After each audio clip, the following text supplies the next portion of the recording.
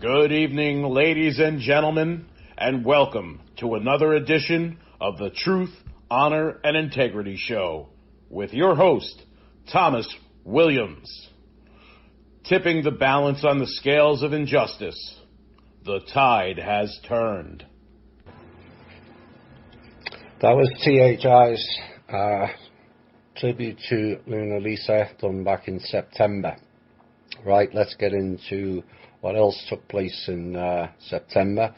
And the first thing is we gave a warning of ex-agency guys are now running for elections as Democrats in their latest attempt to delay the inevitable.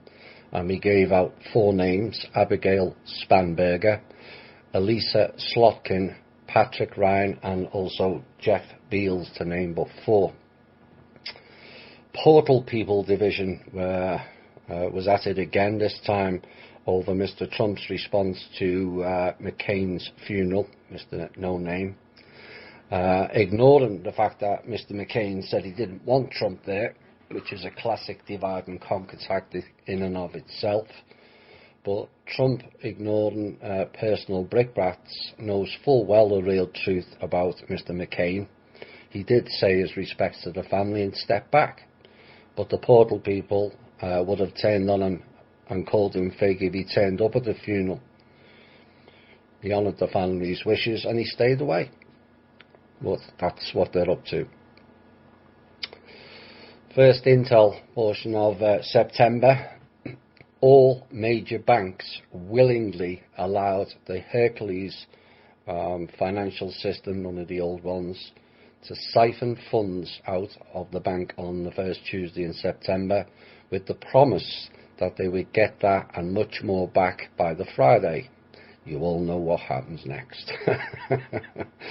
So the Hercules therefore crashed Citibank, Wells Fargo, Bank of America, JP Morgan, and all were in negative liquidity. Not just a little negative either, but in excess of 30% negative. And once you take the digital dollars out of the system, to put it back, you need allocation numbers to bring what was then be called in financial terms as new money. These clowns are beyond stupid. So the money couldn't be put back in. So at 5:04 today, which was the first Thursday in September, the clowns fired up a new system which they were trying to make out was a quantum system again. It's not. And it was the Hercules system again, system 5, and we watched, we waited, they failed, and we boomed it at 5:12 Eastern Standard Time. So this was another attempt at the hacking at the quantum system from Wright-Patterson, which is controlled by the SS Small P, and I don't think they will like too much the damage that was left after that attempt. I remember oh boy, that went boom. Consequences of actions in its full glory. Trump had to cancel a scheduled Monday due to significant threats on his life early in September. And we gave him an urgent message that it warned him that he must heed it, that the general guy you are taking orders from and advice from is leading you astray. He is SS Small P and another one at the head of the Black Dragon groups. You will fail badly if you continue to listen to that clown.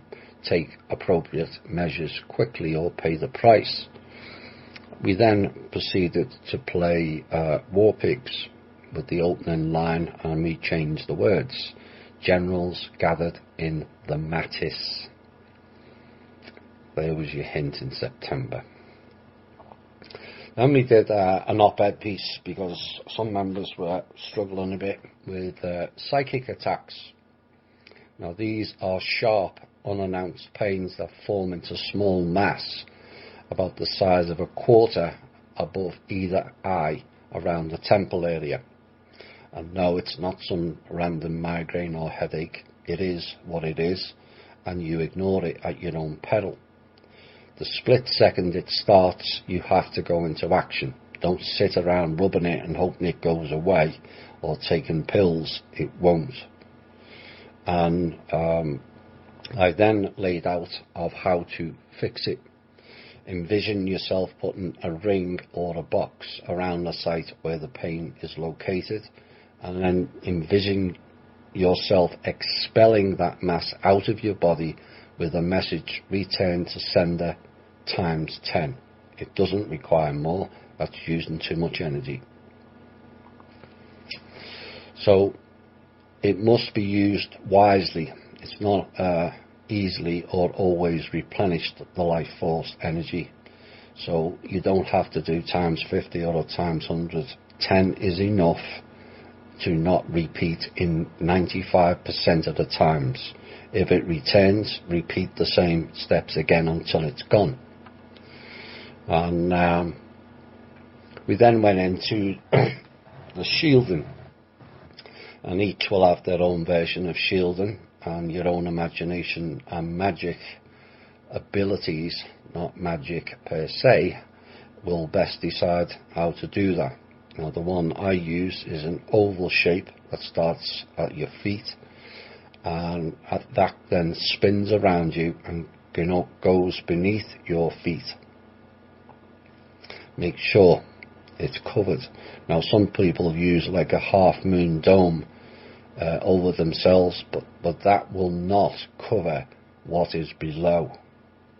So be careful. Many make the mistake of only going to the floor. Dark spirits or entities with no physical form know no boundaries like floors, walls or ceilings. Now, my own favourite is a cone shape that starts at the floor. You fill in the bottom underneath your feet, and it gets wider as it goes above your head, and narrowing to the head. So it's like a cone shape. But like I said, you must seal the floor first. If you can envisage it, it's a blue and white spiral coming up from the floor to above the head. Now, a word of warning, if you can visualize it: if it stops or stalls somewhere on your body, or the person you are helping with this, it means you or the other person is blocked at that energy center. So it's not just a shield, it's also a scanner as well. You don't want to shield in an attachment. Remove obstacle with a blast of energy coming up from the feet and through the crown, and continue with the spiral. Now, once the spiral is completed, the outside of the spiral I use contains fire, which consumes those who approach too closely, not conducive to you. So it's like an early warning system, which has proven rather effective for the few who have witnessed it close at hand. Now, what you choose to put up as a warning or non-invasive alert is your own choice, and is only limited by your own imagination or belief in it. Kim and the Trust arranged a number of transfers into America last week. This was August the 31st, and was approved by the Treasury, Department of Justice, and also Homeland Security for clearance into the recipients' accounts, of which one of them was the People's Club. In came the clowns. First the Rothschilds threatened the banks involved, and then the clowns came in with a new bank directive to state no one is allowed over a certain amount in their account as of September the 14th. Except the amounts were already cleared in the accounts on August the 31st. I told you, these people are stupid. And as of this time when we did the show, funds are still sitting there waiting for a release, as they are unable to touch them, and subsequently neither were we. Now, one bank in particular, which was Shitty Bank, was attended to by the FBI and the Treasury to enforce the deposits, and they got the runaround from the bank and ended up leaving. Now, they were supposed to return with heavy enforcement, paperwork, warrants, and delve into that particular bank records. They did the latter, but not the former. We know what's in there, and so they will after it's finished. We gave them details of criminality at the high levels of that bank, and hopefully one day they will take them down. So the transfers all cleared, and the banks involved did not credit the accounts. Those banks have chosen not to work with the trust, which is fair enough, but those banks and every other bank will need to listen very closely to the next piece, as you will not be warned, we will just act. Your choice. So a meeting was arranged between Kim, I and the team, and we decided more stringent actions needed to be taken, and the following was unveiled. As of this day in September, the Federal Reserve, under several banking acts, including the fact that their charter ran out in 2012, and the trust, who holds all allocation numbers for every single US dollar, has decided to totally revoke their license. That means they can no longer process, hold, or transact in US dollars anymore. Now, given 85% of the world's trade is in US dollars, it means they can no longer operate as a bank within America. All processing, printing, holding and trading has been handed over to the Treasury, and should any other bank block, delay or fail to credit trust transfers, you will meet the same fate. No warning, just cancelled. The Fed was confirmed down, and the White House was made aware directly to Mr. Trump, and so was the Treasury. We then read out a rather lengthy list, which I won't read out again, but just a reminder is the Kim then issued bonds. Fulford's asking about you need to cash in the bonds when you've been cashed in multiple times, but these bonds can be used as assets on a banker's spreadsheet, assets only. So it balances the books, and the bonds were transferred from the Bank of England and also the Vatican, which didn't please them too much. And they were transferred to the banks to liquidate those banks from negative liquidity to zero.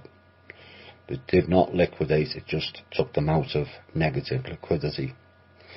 HSBC, JP Morgan and Citibank lost right to hold certain currencies, and so their funds were transferred into different currencies, which we read out of the full list of. Kim described it as burning the house down due to embezzlement of public funds, abuse of power under the colour of law, disobeying executive orders of the current President of the United States, Donald Trump. All access to any mainframe by an office at the IRS, both official and unofficial, is hereby suspended until a full audit can be performed. In order to expedite the auditing process, the entire contents of these mainframe servers are currently being uploaded to the CIA, the Department of Treasury, FBI, Secret Service, the White House Treasury Terminal, Department of Homeland Security and the Government Accountability Office. The IRS went down their server. IRS servers taken down also in Puerto Rico, Costa Rica, Washington DC, Saint Pierre, Newfoundland, Canada, Alaska, Washington State, Belgium, France, Switzerland and also in Hong Kong. At the same time, the NSA servers, associated servers, were taken down in Costa Rica, Puerto Rico, Honduras, Panama, Utah and Calabasas in California. Whilst in the main framework of the IRS, Kim unearthed and the team unearthed rather unpleasant details of Mr. Obama, which we then released. And They were passed on to the relevant authorities, and Mr. Obama will have to explain his sordid antics that came up on the server and how he was using the IRS like a debit card service for some rather suspect behaviour, parties, travel expenses, all facilitated by Obama-appointed people within the IRS. And all the relevant authorities were notified as all the files were uploaded that contain all that evidence. Oops. Massive sting was done in September by the FBI in Georgia of $220 million worth of super notes. 7 were arrested. They were caught with several different currencies, whole pallets of them. Then we revealed the antics of the World Bank. Did you know that the Trust handed over millions of dollars to the World Bank for development, infrastructure and humanitarian programs in the past? Well, we do now. And they actually spent none of it on those projects and used it to create wars. They, like the UN, IMF, World Health Organization, need to be dealt with accordingly and disbanded or fully repurposed, as all are now classed as criminal organisations. That week, Kim sent $500 million for development and infrastructure to Sierra Leone, all approved, all verified, all credited to the bank. Then in came 5 World Bank hired thugs that stormed the bank and blocked the transfers of the funds, threatened the bank and threatened to arrest people within the bank. Citibank, Shitty Bank as Kim likes to call her, control of most African banks, and Wells Fargo control the banking in South America and also parts of Central America. These 2 will be dealt with severely, and here is why. The trust of funds placed in Citibank in Africa was all cleared. As I've said, the bank admitted the funds were there and decided to put it in a clearing account. This was before we removed them. And so they delayed the payments. On the Wednesday, they told the customer they will pay out on Thursday. And the reason why is the Rothschild's Chinese elders were due to pay out by 5 p.m. Eastern Standard Time on the Wednesday. So they told the 4 outlets where the trust had sent the funds to hold back. And you know what happens next, don't you? Well, yeah, it failed. No payout, no RV. And the customer went for the funds, and Citibank refused to release the funds. So Kim then took back the bonds that we just mentioned earlier, given on the Sunday, to bring Citibank from minus 42 liquidity, negative liquidity, minus 42%, and called in the debt owed to the trust by Citibank to the tune of 389 trillion. Citibank now at minus 400% negative liquidity. We also took away their rights to wire transfer in and out of North America due to breaking all the banking rules and regulations here, and Citibank will eventually go bye-bye. Message to all banks who follow that tactic of not releasing funds to the customer: you will face the same consequences. And Citibank declared insolvent due to fraudulent activities. The Rothschilds, or Rothschildians, in September, after Eric Prince and his games failed in their task, gave up on the Asian faction and have engaged the Nazi group, whose AAIA membership is 2.5 million, one of which is Anna von Reitz. Rothschilds want them to unleash global biowarfare to reduce population by 90%. They have 3 modes of delivery to accommodate the various human genetics involved. 25% reduction for each one, and the rest die from the combination of the 3, according to the report we received. Bill Gates of Microsoft is tasked in this role of the Grim Reaper, and it's high time all so-called authorities act. This is a national security for every country, And we also gained further intel that they are digging up regions where Black Plague bodies were buried for further genocide program. It will be stopped. And since that announcement, Trump has now set up a biological warfare team. It will be prevented. But this is what they're up to.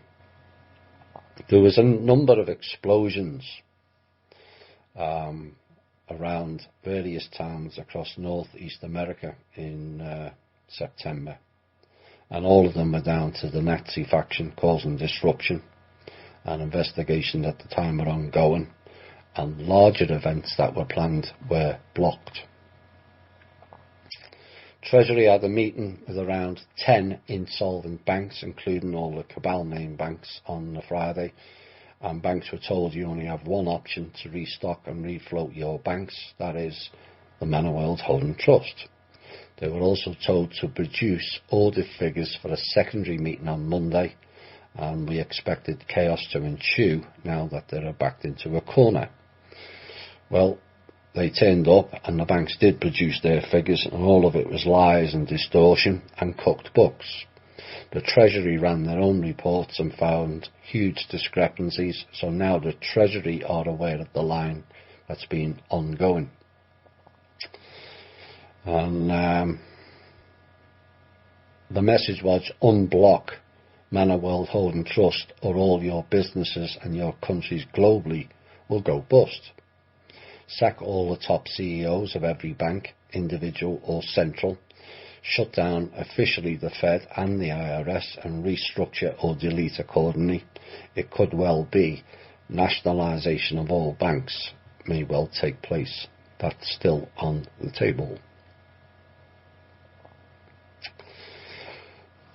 So with the banks now with net zero liquidity apart from Citibank, banks are being threatened by the Rothschilds-led companies that they will pull out all the big corporations out of the banks if they accept the trust funds.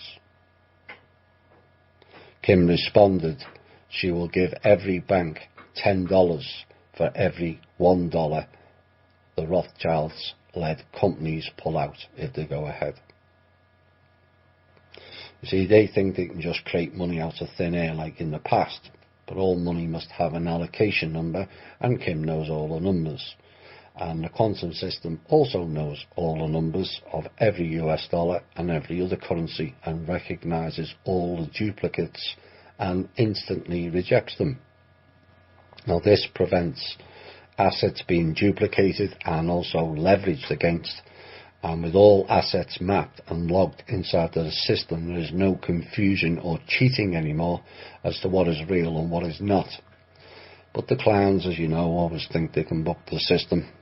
Not anymore, you can't. Currently 19 billion of project funds, this is still September, was being held in abeyance by banks at the request of the Rothschilds again and the controlling elites. As the Rothschilds make promise after promise to restock the banks with funds, except they or the Chinese elders don't have anything to give or offer anymore. Everything belongs to the trust, no matter who tells you different. The trust has made offers to all banks, and yet we still wait. And the funds into the banks have all been declared valid and legal by the Treasury, the Bank of International Settlements, Department of Homeland Security and other institutions, including the White House. The FBI, the OCC, the DOJ and DHS have all been into the banks where the 19 billion is housed, and we still wait for real actions. First hint. Mr. Mnuchin and his crew at the Treasury need to get moving and push things along, but maybe he's not batting for us. Time will tell. The Treasury itself has been pushing the 4 banks currently holding the 19 billion on account for the past 3 weeks, on releasing the funds, and I'm pleased to say the 4 banks have now asked the agencies for an intelligence report on Manor World Holding Trust on the validity of the funds. Oh, the irony, the banks who launder billions of drug trafficking, slavery money, asking validity of the Manor World Holding Trust funds. It was just a delaying tactic. Pressure is now being applied to get Israel to sign the Non-Proliferation Treaty on Nuclear Weapons. To date, they have not signed it, in part due to the fact that they've been selling American weapons, nuclear and non-nuclear, and trade secrets globally, and making a vast profit on it.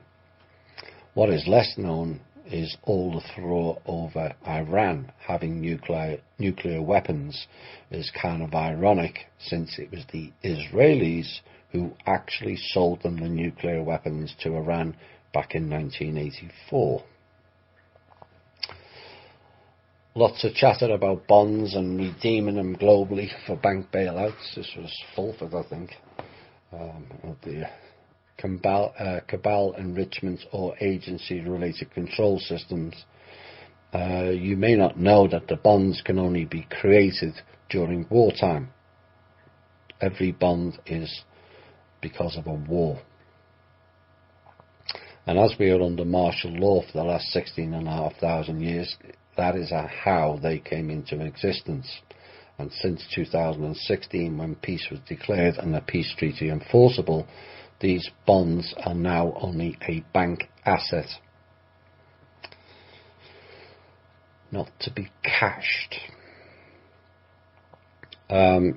In the middle of September, and we've spoken to him several times since, Kim spoke to the Zimbabwe president and made him aware of the currency issue his country faces, with clowns and the goons on the internet promoting Zims.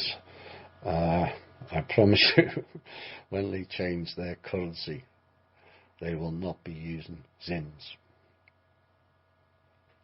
That's a guarantee from the president. Zims will then have the same value as monopoly currency. Something that came up in one of the chats in September, and it gave me an idea with all the concerns of Wi-Fi and 5G. Would it not be cool if all developed their latent abilities to tune into a frequency and create their own Wi-Fi or MiFi? This is not as far-fetched as it initially appears. We have many latent abilities wrapped in the so-called 95% junk DNA. Those 95 get switched on as you become more responsible and balanced, and as you rise up the mental planes of soul evolution. Of course, in September, we had issues with Tank and Mnuchin on that famous piece that was grossly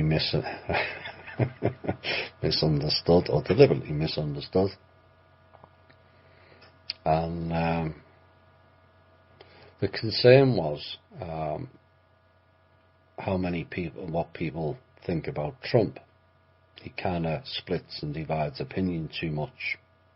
So much so that even if Mr. Trump does the right thing for the country, many would reject it just because it's Trump. And the pondering piece was what would happen if Trump went down with all the other clowns for alleged indiscretions. What happens next? Mike Pence? No. And should it have taken place, I suggest perhaps we could have a temporary appointment at the top for transition only. And you all remember the furore that piece created and ended my connections with Tank and his group through his obvious lack of support. And everyone knew it was a pondering piece, and it was made very clear, but some chose to use it for their own gain or advantage, and following Kim's statement on it, all went back to normal between Kim, I and the Trust. Fun times. Perhaps not. So then we had a load of people from Tanks Group, who was originally an RV group. So I decided I would give a full description of what the RV is. And so what is the RV? Well, I've deemed it regurgitated vomit, which is just about right, really, because it keeps repeating. But the gist of it is a collection of currencies collected from around the world. Most of them stolen loot out of invaded countries or printed out by the Rothschilds, who own the printing company known as De La Rue. That would essentially be revalued at X times the current valuation of the note, and other currencies would be devalued at X times the current rate. So essentially the Iraqi dinar was going to go up 20 or 30 times, and the US dollar was going to go down 70%. Now, for example, if the RV had validity and went ahead, and it won't, the talk was that the dollar would be devalued somewhere between 50 and 80%. Zims, dongs and dinars, which were held in vast quantities by the cabal after they looted those countries, would increase by 3 to 10 times the current value. Now, most top military, mercenary groups, so-called terrorist groups, politicians and media giants were paid in dinars, not dollars, on the promise each note would pay out 3 to 10 times its current value, so making them all multi-millionaires overnight. And this is what is stopping the authorities moving, as they all want the payouts.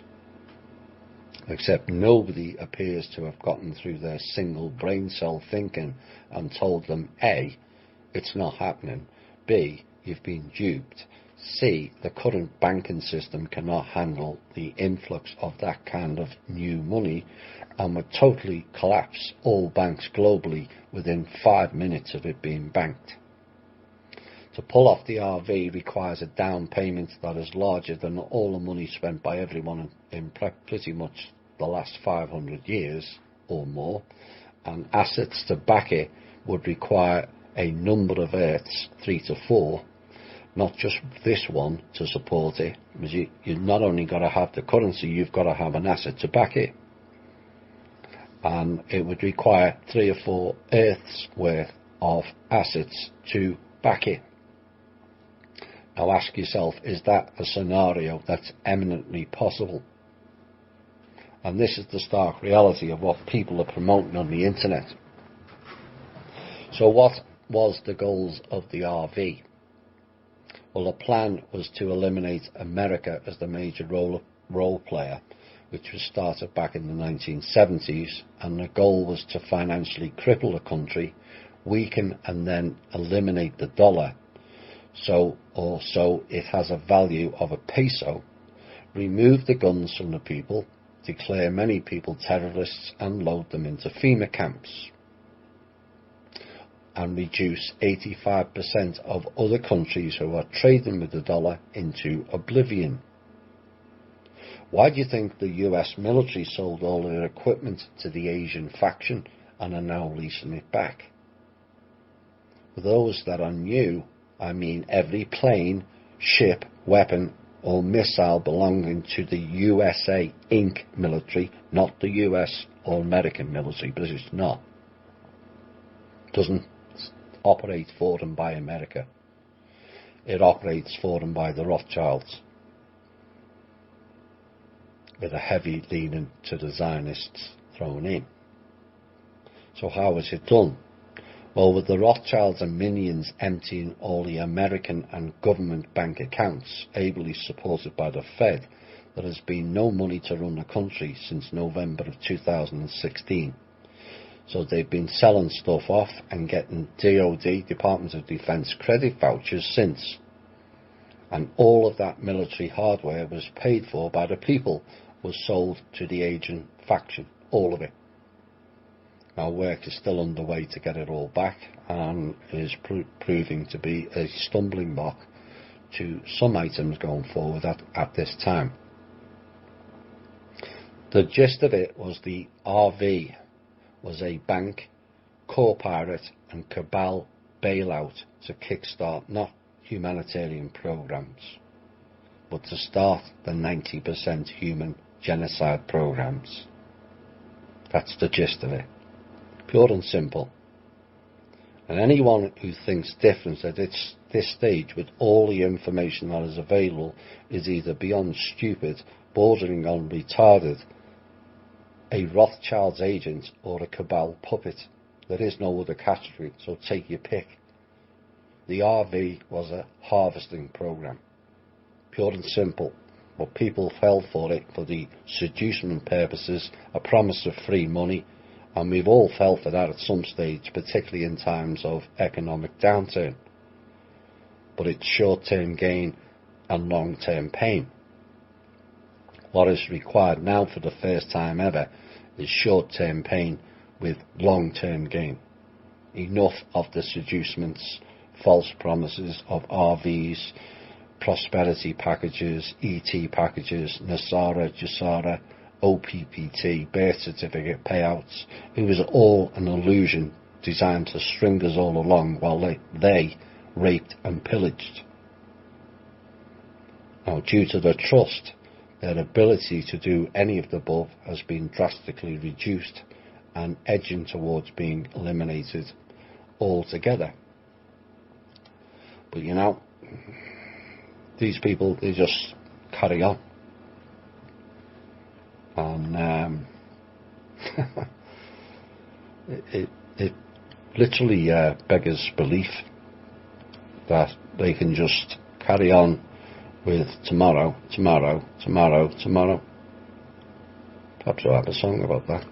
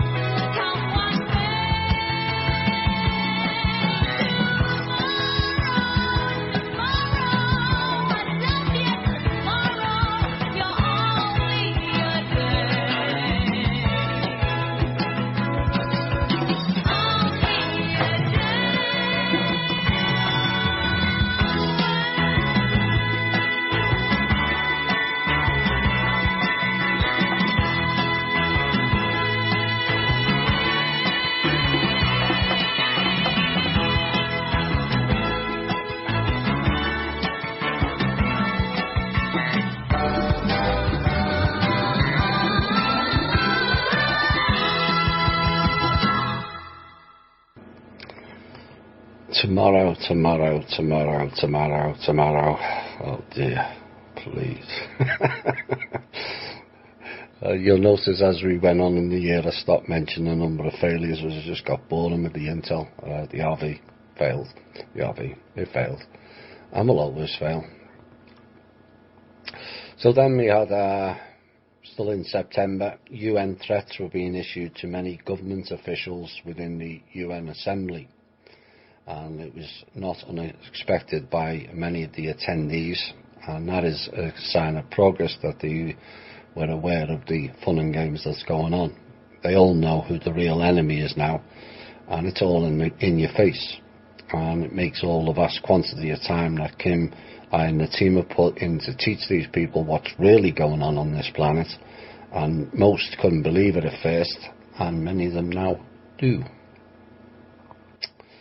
One high-level and prominent government employee has been charged with possible high-level treason and is currently walking around with an ankle bracelet. One suspects it will become very clear who, although there was a reference in last week's show. In the coming days it will become obvious, and no, it's not RR. That is an extra issue. The Norfolk, Virginia naval people in that particular dock, ran by the SSP, has been accessing all the treasury files and accounts and has been transferring data over to the Chinese elements. No, not the Chinese government, the Chinese elements, different thing altogether. And all the security codes and policies are now being rewritten because of it. The media was, portal people were up in arms about Trump and China. Oh, we're all going to war again. And Trump blaming China for interfering with up-and-coming elections should not be taken literally, was said in September, as it's got nothing to do with China, the country, its people, or the government, and everything to do with the Chinese elders, whoever they may be, the Rothschildians and the Dragon groups, employing an army of hackers out of Asia to hack into everything, not just the trust. And here's why. Security certificates were found in all government departments, all agency departments. Oh, the irony. So Langley was being listened to, all of them. Every military department, all Pentagon departments, and none of them were aware it was taking place. None of them. These security certificates are also in all phones, all computers, all laptops, iPads. They're in cars, planes, boats, trains, anything that has a motherboard or a chip. And some of you will be familiar with the company VeriSign for credit or debit card transactions, you name it. Security certificate. And it's a big issue. And work was underway after that announcement. The quantum system and Kim found all these back doors. So everyone on the planet was being listened to, including the agencies. The irony. We also had an issue in September of Tesla cars, or the electric cars, all crashing. Now you know why. Because they have security certificates in them that mess with the motherboard and cause the cars to crash deliberately, just to keep the old cars going. That's what that was about. Still in September, as you can see, it got busy. The government was approached, the government has approached the trustee, Kim, to address the income tax issue, about changing our whole tax structure so that only social security and spending taxes will be in place. Current analysis has been done to see the best way to execute this, and we're still working on this. And the gist of it will be that the IRS eventually will be moved out of Puerto Rico, which is a trust of the Crown, not America, and back onto American mainland soil. Mr. Trump and the government have also asked Kim and the team to address the student loan debts and other debt issues. Again, we're still working on those. Now, the trustee believes America will be completely self-sustaining with no other foreign bodies or corporations having any say or control within the next 3 to 5 years based on the tax return. So to give you, of course we always have new members coming in, the gist of that is that the income tax would be collected by the government and the Treasury for the first time, because all income tax is collected by the IRS and given to the Rothschilds previously, or the Crown, which is owned by the Rothschilds, or it was, it's now owned by the Trust. So then we decided to do a piece on what sovereignty would bring to America. People were asking about it. Well, the Federal Reserve and the IRS would cease to exist in its current format. They're not American at all. They're Crown agent corporations. The 3, 4 and 5 letter people, organisations, would have to come under government and Congress oversight. Currently all 3, 4 and 5 letter organisations are also not American, despite being on our soil, and operate outside of government control. Sovereignty would also bring reduced taxes to the public, because income tax is actually illegal. It would also restore the organic constitution. We don't have a constitution. We have a fake corporate constitution. It doesn't apply to the people. Sorry. We don't have a Bill of Rights. It would also end the bar system and a return to natural or common law. We would have a real American government for the first time since 1860s, 1870s. We would be able to print our own currency. Currently that's done by the Federal Reserve, and they charge the American people 10% for every dollar. We would be able to keep our own resources. Wars would cease, and we, the people funding it, would also cease. As a sovereign nation, you're not allowed to attack another country. You're only allowed to defend. Everything and everyone would become accountable. Financial transparency, which is already in place because of the work the Trust's done on the banking system. There would be no more too big to fail, no more immunity, and no more above the law either. Crown rule would end, and we would have real independence. If you think we got independence in 1776, big mistake. It was a lie. It would mean the end of the deep state, an end of SSP. Disclosures would be abound, but not necessarily about ET or religion, as that will come at a much later date. It's too sensitive and also too damaging.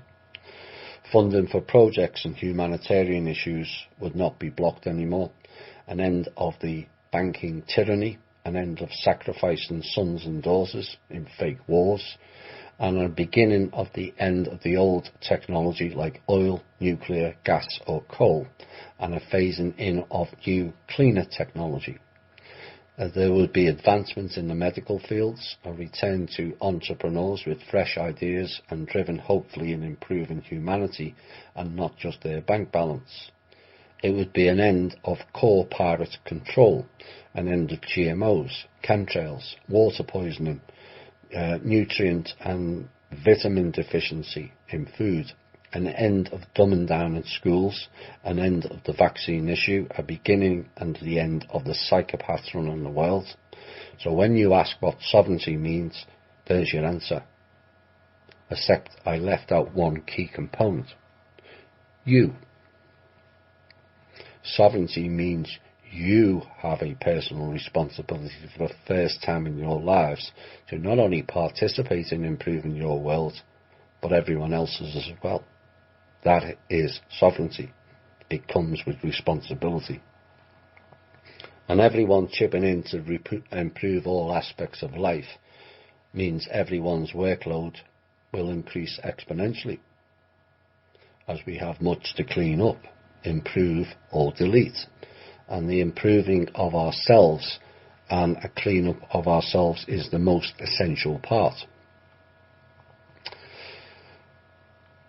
This week, again, still in September, a 250-year-old Rothschild's trust based in Europe came to light, which laundered a lot of money for unscrupulous exercises. And the main purpose of that particular trust fund was used for blackmail and political-based trust issues. People made donations to certain politicians so that they've always got something on them. And you have to remember, it's supposed to be illegal to collect donations from outside America, and it's largely overlooked, but these people would always have that in hand. This trust was also used to make bribes, cover up crimes, and also manufacture lies against certain politicians or leaders they no longer approved of. So the likes of the Clintons and the Bushes et al. Would use this particular trust fund to launch a negative campaign against those that didn't follow their orders. So it may be a case that some politicians and leaders have been wrongly accused of doing things. Time will tell, as always. As of this Wednesday in September, the trust confiscated the whole trust fund, and so no longer will it be available for clowns to play games. Next, we revealed what happened after World War II, which the West lost. Yeah, you heard that right. If you think Germany lost, you're wrong. Just transferred to America. Fourth Reich, anyone? But one of the most crucial events after the Second World War took place 69 years ago in September of 1948.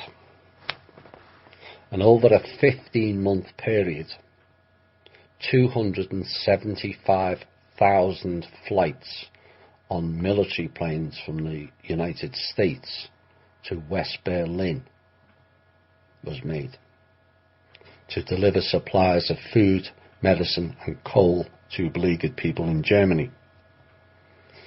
Anybody else feel there's something wrong in there?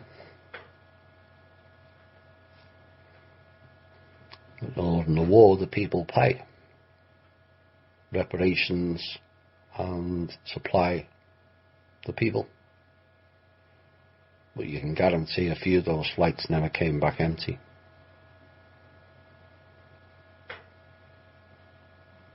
Who paid for all that? Generally the ones that lose pay in reparations, as I just said. We did. We being the American people again. But those 275,000 flights were nothing to do with giving food and medicine to the German people. All bollocks.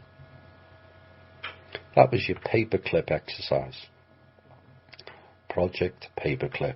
Also Project Overcast. Same thing.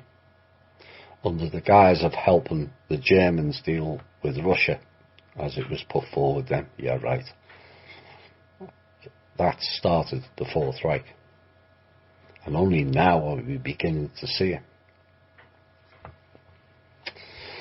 Then there was a lot of issues to do with NFL players not bowing to the anthem or kneeling to the anthem or whatever they were doing. And then we found out why they did it. Because they didn't They didn't used to come out onto the field to the anthem until 2009. And the reason why that was is from 2011,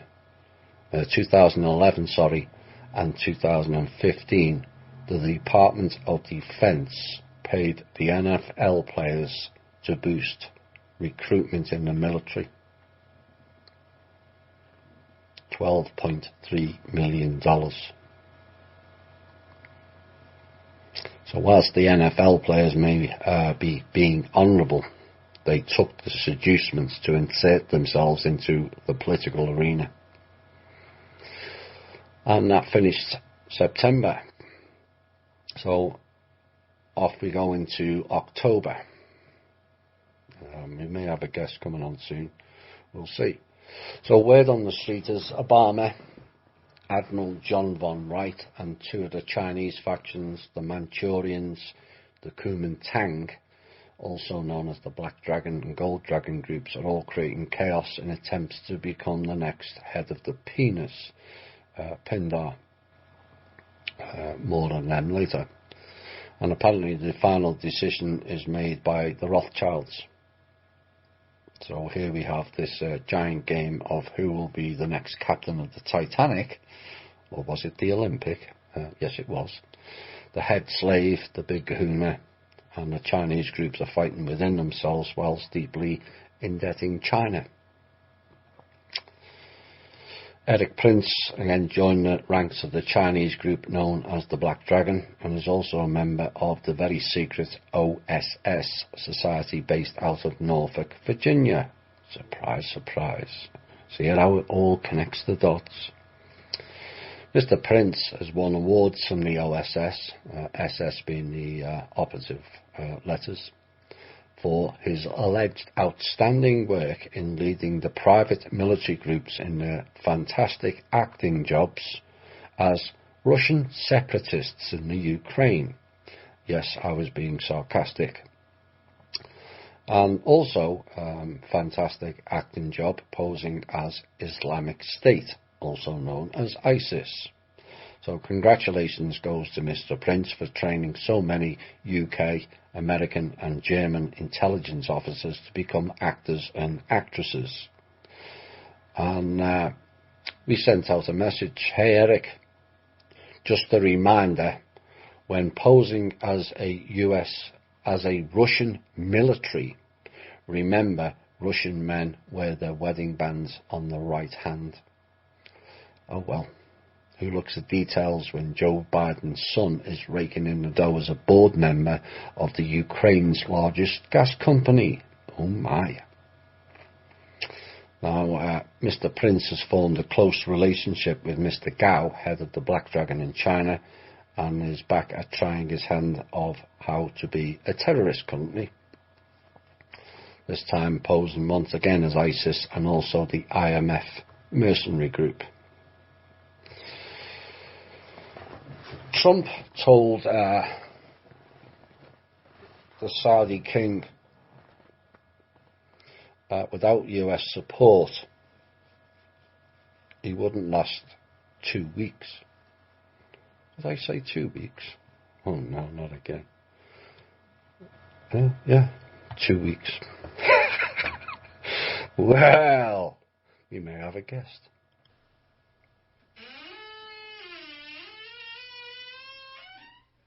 Well, I decided to crash my own party this year and pass some tips and intel along to Thomas. Bet y'all didn't know that. Or was it the other way around? Well, anyway, I got a little bit I'm gonna speed read you here, something I wrote a long time ago. Let me see. 'Twas the night before Christmas, and all through the house, not a creature was stirring, not even a mouse. The stockings were hung. Oh, wait. That was the humanitarian ET projects were hung. Oh, hopes that blue sphere being soon will. Oh, well, anyway, that's the wrong thing. Hang on a second. Yeah, here it is. there's something happening here, and what it is ain't exactly clear. There's a man with a gun over there telling me I got to beware. It's time we stop. Children, what's that sound? Everybody look what's going down. Battle lines are being drawn. Nobody's right, 'cause I'm never wrong. Young people speaking their minds, getting so much resistance from behind. They're always getting something up to behind these days. It's time we stop. What's that sound? Everybody look what's going down. I wrote that myself when I met Martin Luther King as a boy, and he passed it on to Dusty for me sometime later. It's been a crazy year. My show's got into the stratosphere with my buddy Kent Dunn and the channeler. The spiritual downloader. I was thinking of coming on Thomas's show all year to help him boost his ratings, but my buddy Neil and Anna and Dean told me not to go. And Grammy J, she threatened me with her broom. Oh, what are they doing out there? Oh, them little squirrels are getting after my winter apples again. At least I think they're winter apples. Hang on a second. Oh, now you hold still there, little squirrel. Yeah, 1, 2, 3. Dead little squirrelies. Hold still, you bastard. Yeah, squirrel's through for dinner. What do you know about that? Hang on a second. Where was I? Let me get back to the show here. I'll give you something to think about. Steal my winter apples. I won't be doing that again. Anyway. Grammy J got her titties in a mangle the other day when I told her I was coming on your show. She said, "Oh, Brother Drake, send a toy soldier, Rick Light, or fly lights. Ha! You plick, rady blaggin'. Good morning, Vietnam. Can't leave without mentioning that again. Thomas really shoved my PTSD through the roof talking bad about my buddy Neil. Neil couldn't go to Vietnam like me. He was too fat. So Neil runs around the jungles of Indonesia. He's pretending to be like me in Vietnam. I still miss that Agent Orange over there. I used to drink it like Tang. That's why I burp so much on the show. Excuse me. So hang on a second here. I'm looking for a little something. Where did that go? I'm just a little distracted and click through here on the computer and see what I can find. I'm looking for something I found the other day. I just want to speed read you that piece. And let's see, where'd that go here? Click over here, click over there. I think that's it. Is that it? It doesn't sound like it. Nope, let me check this other thing. I can't find it anyway. What do you do? Let's see, where were we here? Them squirrels are all dead out there. I gotta go pick them up. Get them cleaned out and ready to go for the stew. Anyway, it's been a busy year. Doing the Santa run again, all that stuff. I told Deck to grow a beard and for him to do it, but he can't grow a hair on his head. And wait for Neil to drop those humanitarian accounts. I figured I'd go try and get a job. So they asked me for my CV, so I sent them a copy of my show. You better all pay attention to Zeus now. You should be listening. I was the original Q. And then this group on the internet stole my identity. I may have to call a lifeline.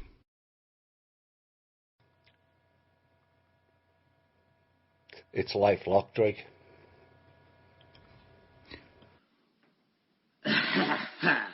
Well, yeah. That's why I was saying, you're not paying attention. This is why I couldn't have you on my show anymore, Tommy. You and your facts and your truths contradicting my contradictions. You drove Dean to drink doing that stuff. He was drinking beforehand, Drake. Yeah. There you go again, contradicting my contradictions. Well, I've got to go anyway. Just get all your preparations done, get your food stores packed up, and make sure you're ready, because it's coming in 2 weeks. And remember, get her done.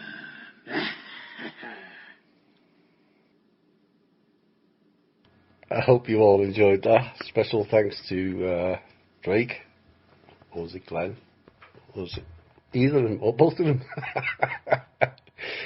That was classic. That's a classic. Right.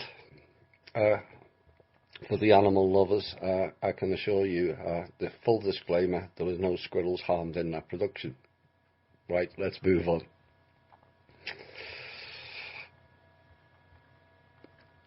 In September, I did a bit of a piece, which I've cut down, about the issues that I'd come across, and I'm sure you also have come across. And there was two things that are repeated throughout my life that I kind of struggle with to understand, as changing that course would require me to change who and what I am. Many of you will have witnessed it, even in the late Cosmic Voice and THI. And the two things are, I see and say things ahead of time. And people ask me for advice and then do the opposite. Now, if I had $1 for every time throughout my life of people who said, Tommy said that last week, month, year or years, then I wouldn't need Patreon to keep myself going. I could have retired by now. So the question is, do I not give advice? Do I not give my opinions? And it's kind of an interesting dilemma.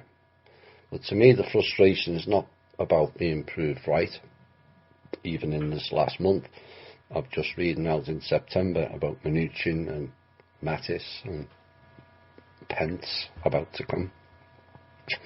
But the damage it has caused people who never acted on it, it bugs me no end. And I'm sure there's a lesson in there for me somewhere, but me keeping quiet is not an option. And the second thing that had gone right through my life, and this was coming at the time of the split with Chloe and whatnot, is people who should have loved me didn't and let me down badly. And people I put full trust in didn't retain it also. Now, the gist of it is if I go into any situation in life, I put 100% trust and loyalty into, whether it's a relationship, a business, a radio show, or people in general I choose to engage with. I give out lots in terms of loyalty and trust. And to the many people I've helped privately and publicly, way too often in my life, people oh so easily forget what you have done for them and can turn nasty on a dime and subsequently sell you out. So the question I posed on the show was, from this aspect and lesson to be learned is no clearer than the first question. Is the solution not to help people as they only shit on you at a later date? Where is the lesson in that? And this is why I've said you cannot do this role I am in and be anywhere near 50% service to self. There are way too many kicks in the teeth from people who should know and do better. Kim has gone through the same thing. People like Jesper, who she put her trust in, to a point tank. That's my words, not hers. And it is, in essence, a full-on sacrifice of your own feelings of hurt, pain and frustration in helping others. And it shouldn't be that way. Now, I've been told by quite a few, I'm too nice. And my reply to that recent person who said that to me was, so it justifies someone taking the piss or not treating me right because I'm too nice. Again, I ask, should life be that way? A world where nice people are shat on and service to self-people prosper. Is that the world we really want? Because if it is, we are really wasting our time doing any of this. And I would sooner be too nice than too nasty. But as I said back then, maybe I have to find a better balance between too nice and standing my ground and looking after myself, as it appears too often others won't. So then we were getting more threats as Kim and Trust spoke to more and more African countries. The cabal, along with the UN and the IMF, were again targeting and threatening whole swathes of African countries, threatening central banks, government officials, presidents or prime ministers of those particular countries, which is why I stopped mentioning the individual names. And this is another attempt to stop them in any way, shape or form working with the Trust. Some of the countries have been offered huge bribes to block funding from the Trust coming in to help their countries with their money. It's not the Trust's money. There's money for each country, as found out with the Liberia incident recently. And the message was for all the African countries to combine together and block these criminals threatening and abusing your sovereignty, and throw out the UN, the IMF and the Citibank, all of them. These people have never done anything good for you or your people. They have raped, pillaged, vaccinated and killed your people for centuries. Tested and implemented viruses that were administered by the World Health Organization. Yes, you heard that right. The World Health Organization has created all the viruses on this planet. And that is where it came from. Time to put aside, in Africa, individual countries, clans and villages and all the wars connected with that, as whilst they deliberately provoke those situations to keep you all distracted, they plunder your country. The same people that provided guns and or weapons, I might add. Time to get smart in Africa and get rid of those people and rebuild a new Africa where all of your people can flourish and not die by the thousands each day. And then we got a message from Germany just when you thought it was safe that dinars, zims, dongs and super notes had gone away. We got a message from Europe that the clowns are now using a mode of money currently on the black market and will replace the euro with their own currency. This is what they're still trying to plan, along with the IMF trying to step in and get all countries to scrap their currencies and go crypto. So step forward Germany and the douche mark again. And it's all been done with a sleight of hand again. Remember whose policy it was for one world government, one world currency, and everything else one world with them at the helm. Yes, that was the Nazis.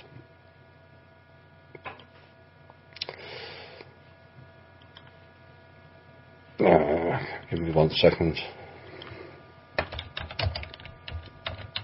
Doing a break now.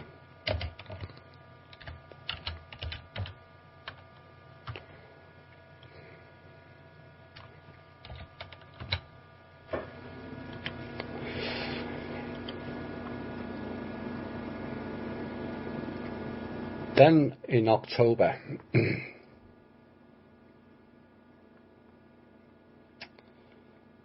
we mentioned about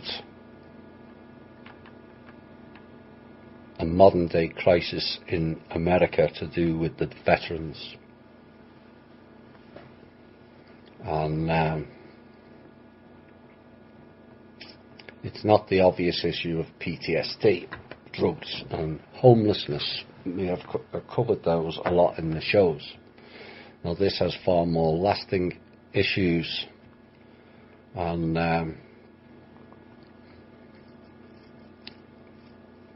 that may only be resolved by them all dying of old age or some other issue away from America. The issue is, at this point in time and near or far future, is all American troops will be left overseas, maybe permanently.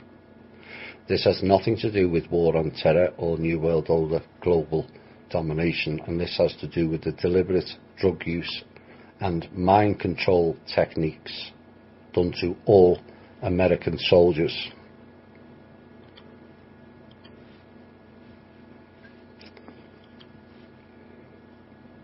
For various programs administered by those at the top, it is currently deemed as a matter of full-scale national security for soldiers to return home and back to their homes, as we currently cannot cope with the soldiers returning with all kinds of drug abuse and disease created by vaccine abuse done to them by their superiors, plus the fallout of the public as they find out what they've really been sending their sons and daughters to do and what was done to them, and this is why currently they can't return home at this point.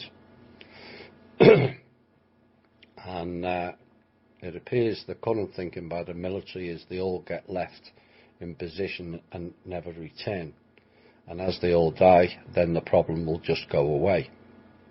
Now this is typical thinking of generals: ignore the problem and hope it goes away, or eliminate them entirely in some friendly fire mishap. The people have to demand that funding is set aside, preferably out of military budgets, as the less money to spend on killing people and more on saving people is the way forward. A safe environment provided for the support of returning soldiers, and maybe initial help should be done on military bases, or we build new centres for their rehabilitation and ultimate return to their families, depending on the severity of each case. The term soldier is actually soul dyer. Makes much more sense now, doesn't it? Your children were used as sacrificial soul dyers and MK Ultra style guinea pigs. And as the song said, generals gathered in their masses, just like witches at black masses. FEMA. Following the issues in the Carolinas in October, which would then become a Florida issue, and Alabama as well, have yet again been found wanting. No planning, no training, no supplies, no distribution centres, and no actions again. FEMA, for those who don't know, is not a disaster agency, but another slush fund sieving vast quantities of our money out of the government coffers. A disaster happens and they have contracts with all the big suppliers like Home Depot and just buy all kinds of stuff with zero oversight. And let's use Home Depot or Lowe's as an example, who deliver the stuff sometimes, most times not. Vast quantities of generators, heavy equipment, chainsaws, timber, roofing supplies all get dumped in the zone, some of which goes missing as there's no oversight, either by chances or by design, and then they call up and notify who they bought it off to come and collect it back, and a refund is given. When it's used, but most of the time the materials are not. The supplier then goes back and collects it, but no refund is given, even for non-used items. Nothing. Then another disaster happens and FEMA buys all the same stuff again, most of it not used, and then suppliers go and collect it all again and repeat the cycle. This is beyond a national disgrace, as like the Fed and the IRS It's just a cartel license to print money for their cronies and rogue corporations. And that stuff has to stop. And work is still underway. It's another thing we're dealing with to correct it, as we'll find out later in the show. Did you know back in 2007, the Federal Reserve banking cartel was collecting $37 million per hour in interest from the American people? $37 million per hour. This is in 2007. A lot more now. And yet they still enforced the rogue so-called tax agents known as the IRS to threaten, bully and take garnishments out of our salaries. Really? $37 million an hour wasn't enough profit. And this is why this country is broke or bankrupt, and the American people have literally funded everything that is rogue right throughout the world. And this is why Kimner Trust has done what it has done to the Federal Reserve and the IRS counterparts. Essentially, we're laying a foundation for a better way of life for the American people and the country, and all other countries who will also use the US dollar, because they get charged 10% for every dollar also. CIA project. This was in October. And of course we've all heard of Paperclip and Overcast and some of the others, but the projects didn't end there. And there was a reference of how the CIA was ensconced inside the alt media also. And in came the blue theme, the colour-coded schemes of the agents and the blue avians. Another subtle reference to the former and ongoing CIA projects, Project Bluebird, which later became Artichoke, which involved the most heinous experiments on children ever. So now you know why I reacted to the Contact in the Desert billboard, where Wilcock and Corey spoke of harvesting the children in a 3-year program. That's what they were up to. Project Bluebird now became Blue Avian. Of course, previously we had Project Blue Book, Project Blue Beam, and the lesser known Blue Brethren Club with Cathy O'Brien. Oops. Stephen Greer. Oops. They're all in there. All Langley agents. You can go and check for yourself. Blue Brethren. And you'll be aghast and disappointed in equal measures at the names in there. That's not saying that Cathy O'Brien's story is not correct, because there's chunks of it that are. It may all be. But the cabal have a system of colour-coded agents, and blue was not the only colour. People will have heard of Dr. Green and his links to Mengele. Yes, him. Maybe Mengele or Dr. Green was the code name for Mengele, because green is a program colour. Now, Dr. Green is notorious up in Canada, and there are many Nazi-style experimentation programs after some of the Paperclip crew moved to Canada.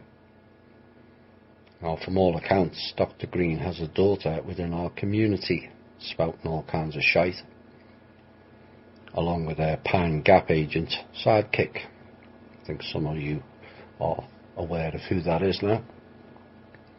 You have intelligence agents or high-profile people with names like Mr. or Mrs. White.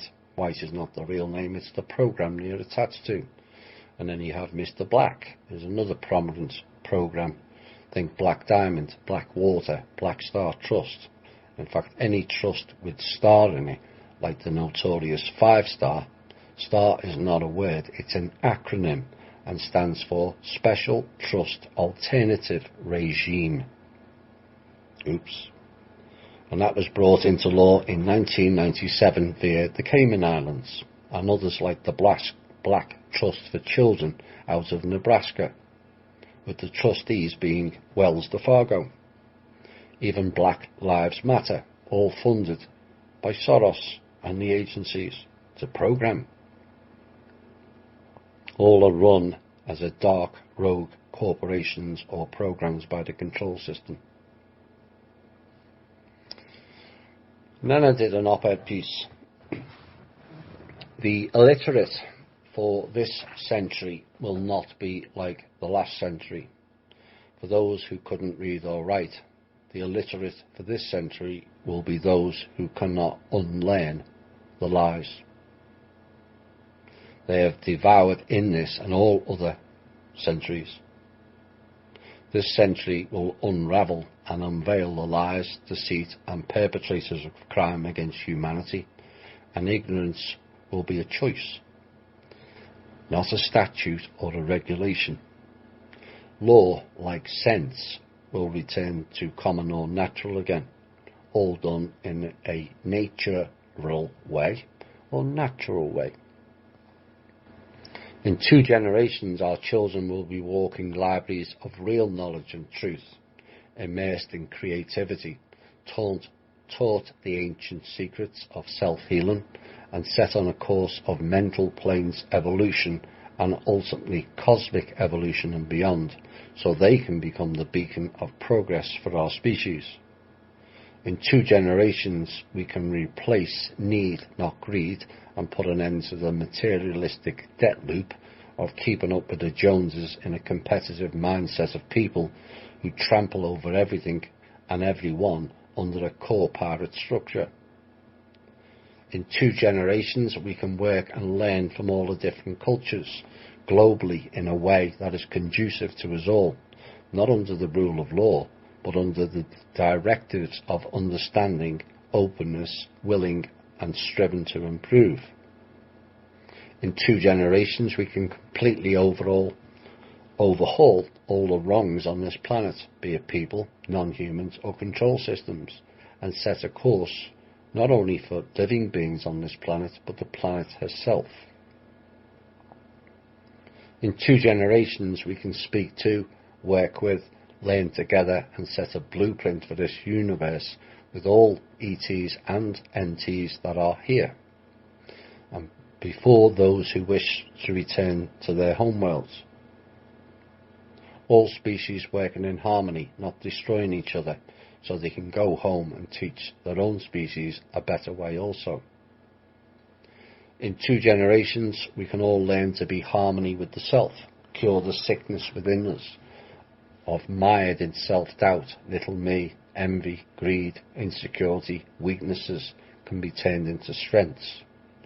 The lack of love, lack of caring and sharing, the lack of consideration for others, where people are not defined by labels or chattel numbers or by one individual colour of the spectrum. But we all become the full spectrum of colour, radiating out for all the universe to see, where all are inclusive, not exclusive, on a planet where we create, not destroy, a planet we treasure, not disrespect, a planet of real hope, love, empathy and compassion, with us all exhibiting personal responsibility, a planet we can then truly call home, set in our image, not theirs. Let's all raise each other up, is the mantra of THI, and everyone around us. We can create a better world. Then we had the Saudi Arabia story incident, which took place in Turkey, and the killing of the journalist Mr. Khashoggi. Now, some people with the US military, with full knowledge of the details of what took place with Mr. Khashoggi, arranged a deal whereby the US would receive a $2 trillion payout to cover up the murder of Mr. Khashoggi by the Saudi Crown Prince. That's still ongoing. Then Mr. Munchkin, as I like to call him, the head of the Treasury, flew out to Saudi this week to collect on the payment. Except Saudi Arabia doesn't have $2 trillion and their reserves show around 400 billion. So quite how they are going to pay rogue elements within the US military and also the Treasury $2 trillion is beyond me, Kim and everybody else. But Mr. Mnuchin or Munchkin had flown out there despite being instructed he couldn't go by the Mr. Trump. And he thought he could bring the funds back to America and use it as a Rothschild-style bailout, like a fake RV payment. But Munchkin and his band of Rothschildians felt they had no options left after another mass hacking attempt on the quantum system failed, and once over there the Saudis told them they had no money and to go and ask the Chinese elders. Yeah, right. Mnuchin then went on to Israel to collect funds there. We'll have more in a later piece on that. And they told them they have none also, and to go to the Saudis, who are the real main funders of the Zionist elements in Israel. Or go and speak to Rothschild's aka Chinese elders. So Mnuchin approached the so-called elders and was presented with a $40 trillion worth of gold certificates, which he then returned back to America and arranged a meeting with Mr. Trump. At that meeting, which Mr. Trump had been prepared for by Kim, Mnuchin started to show Trump each certificate, and he didn't expect Trump to check them for validity and origin via the terminal. So the first certificate stated holder and signature of that gold certificate was the Manor World Holding Trust. The second certificate, ditto. The third certificate, ditto. And once it got to the fourth or more certificate, Mr. Mnuchin asked Trump to stop, as he'd been rumbled. And he and they thought Mr. Trump would not check the certificates, but he did. And they'd be all of them, all $40 trillion, belongs to the Manor World Holding Trust. Oops.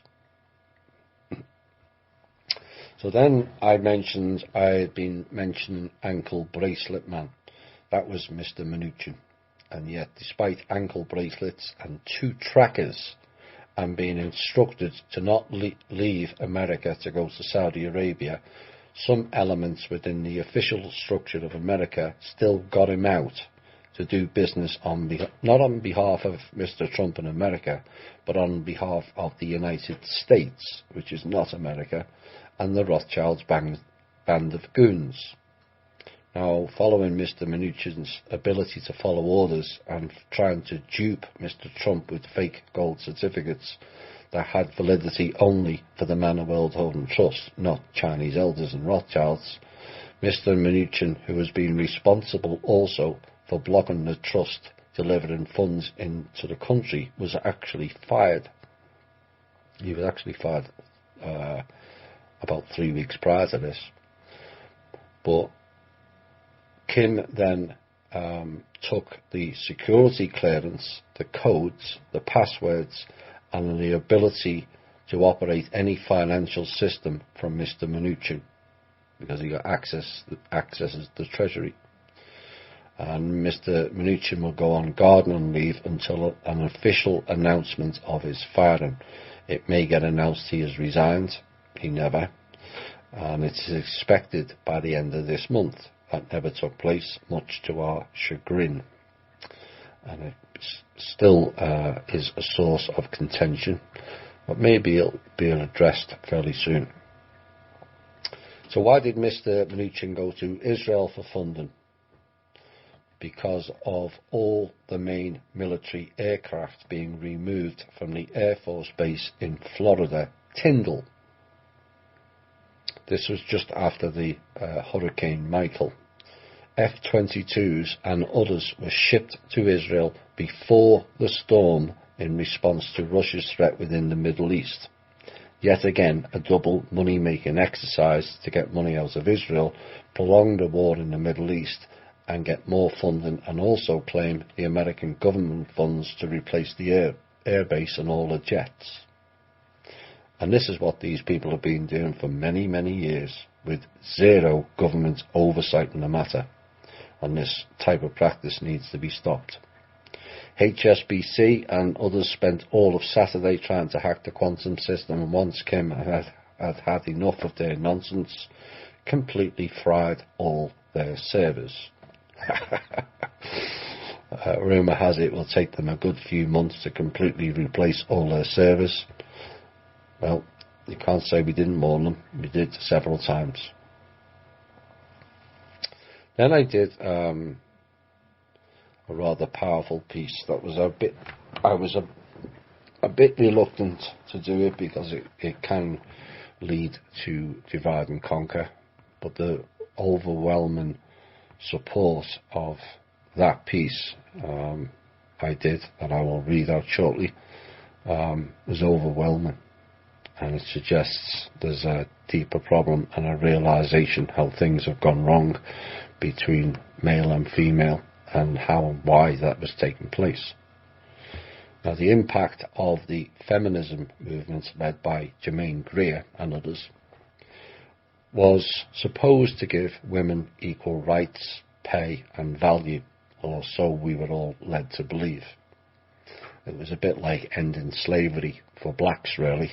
They just enslaved us all. The blacks stayed the same, but because we were all the same as all the other colours, they or we never noticed it until it was all too late.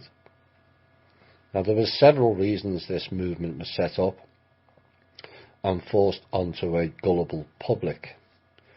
Elites thought it would be a novel idea to collect taxes from women as well as men, pushing them into the job market, but they knew females would largely accept lower wages, as back then it was classed by and large as if a female was working as a supplemental wage, due to the husband in general being the main breadwinner, as it was called back then.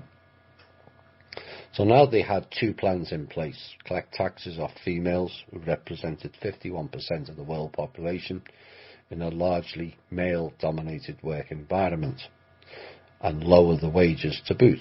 But the cabal rarely do things for one or two purposes. Often it's three or more purposes per incident.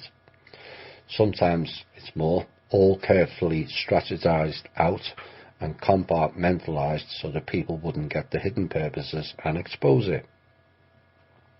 So what were the hidden agendas that eventually revealed themselves years down the line and led Germaine Greer to state she deeply regretted ever putting her name and face to that movement? Pure and simple, the family breakdown.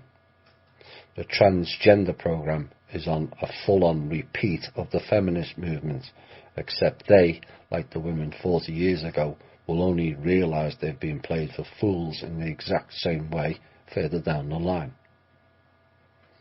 Mothers and fathers both working, and people thought, great, with extra income we can buy a new car, go on more vacations, give the kids more, and have a better lifestyle for the family.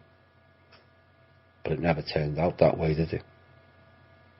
Despite two parents working, you now find you have less than when just the man worked for all of his family 30 to 40 years ago. How does that all work out? And why do we keep falling for their stupid programs? And this is what we have to correct going forward by using critical thinking skills in mass numbers again. The reality is the system has never been in support of any group in history, never mind women, blacks, Hispanics, natives or gay, lesbian or transgendered. They use the so-called minorities to drive their policies, not ours, theirs. Except the impact of the feminism movement has been by far the most far-reaching and damaging ever. So women went to work and in kicked two major problems. the comparative mindset where women compare husbands, lifestyles, sex life and various other comparisons, which leads to envy and demanding more from their partners, which largely they were more than happy with before mixing in the workplace. Then the increase in females having extramarital affairs went on a massive upcurve that has never subsided since. Divorce rates have soared since that movement came in, as women comparing lifestyles felt somehow they were missing out on life. Reality is they weren't, as most women were lying under their mask of illusion that somehow they had more than everybody else. They didn't. Their masks covered up their illusionary lifestyles, but once in comparative mindset, what is fake and what is real becomes a murky fog, or more apt, a smoky mirror. As time went by and this hideous program escalated beyond all control, including for women, the effect on men became devastating. No longer the protector and the provider, which was the traditional role, but they came rendered as instantly replaceable by a pack-like mentality, devoid of nurturing, care, love and compassion, and replaced by women more interested in how much the man earns, and that decides on whether they sleep or live with them. But with falling male wages as a direct consequences of the female lower wage, something had to give. What did give was males rendered mute, weaker, subservient, nervous, terrified, and a loss of warrior status, which is exactly how they, the elites, want it now. When the final battle of dark and light is underway, which it is, throw in genetic engineering via the original chemtrails, which lowered men's testosterone and increased women's, and you have a recipe for disaster. But what gave for women? Well, they lost their own identity in their drive for girl power and became bullish, dismissive, insensitive, ever more demanding, and service to self. Remember, this is an overview and does not apply to all individuals. Take one look at Match.com or some other dating site, and the point is, why are so many people single and are reduced to having to go on a computer to meet people these days? It's almost glorified prostitution, is it not? Selling yourself to the highest bidder. What happened to meeting up at venues, bars and clubs, and a traditional meeting up all face to face? Well, what happened was girls went out in packs, and if any males approached, they were treated to a pack-like mentality of abuse and ridicule, and all the girls went along to fit in, all passing instant judgment without even getting to know the guy. But I know for a fact that some girls would have liked to chat to some guys who approach, but they all join in with the abuse and ridicule as they feel they have to fit in. It's sad behaviour and damaging to all who participate. And the reason why is men nowadays in general are terrified of women, as they see women are more money oriented than love. And if you go out with a woman, they will take everything they have earned off them. This is the way men think now. Is that the way it should be? It has happened to too many to argue otherwise. Women know the courts protect them, and the kids is the reason why. And you want to know why the bulk of the money goes to the woman in a court settlement? Because the system knows, they know women will spend it faster, is why. This is why 81% of all expenditures in shops are done by females. 81%. You see, to them, it's all a marketing game. Check out the profiles on Match and see for yourself the demands of females. they dismiss roughly 90% of men with their profile requests before you've even met them. Must earn $100,000 plus a year. Must have been to college or university. No tattoos, no divorcees, no children at home. Non-drinking, non-smoking, non-drugs. Must be between this age or that age. I want a sugar daddy. And these people are largely not appealing on the eye to most men. I'm sorry, they're just not. These are mainly women who get left on the dance floor at the end of the night, at the end of the prom or the nightclub. They're just not that appealing. And yet they make so many demands and they wonder why they're still on their own. Quit with your demands and conditions, because love is not based on how much somebody earns. That is the definition of shallow. You ask for shallow, you get it. But then it becomes so shallow, it runs dry. For many of you, your thinking and morals have run dry. So a man who buys a ring for $100 because he's living to his means and that's all he can afford is not as good as the fool who pays $3,000 and goes into debt. Well, he's just a cheapskate, some will cry. No. You've lost your own sense of identity and what is real value. To 99% of people, a $100 ring looks no different to the $10,000 one. It's a piece of metal and something that resembles a piece of glass, but is called a diamond. And they all must have the biggest one to show off to their friends. That is not showing off. That is rubbing people's noses in it, whether you like that or not. I'm sorry, but that's the overview sees more than the ones immersed in it always does. Women complain now, where is the chivalry of men? The answer is, it was lost in a tidal wave of self-service, of what can I get out of him, and has left men terrified of committing, always on edge, as too easily they get dumped or replaced in a blink of an eye. And the worst thing for men is they can't admit their real feelings to other men, as it's perceived as being weak. And yet this program has left many men broken, externally and more importantly, internally, operating like a shadow version of themselves.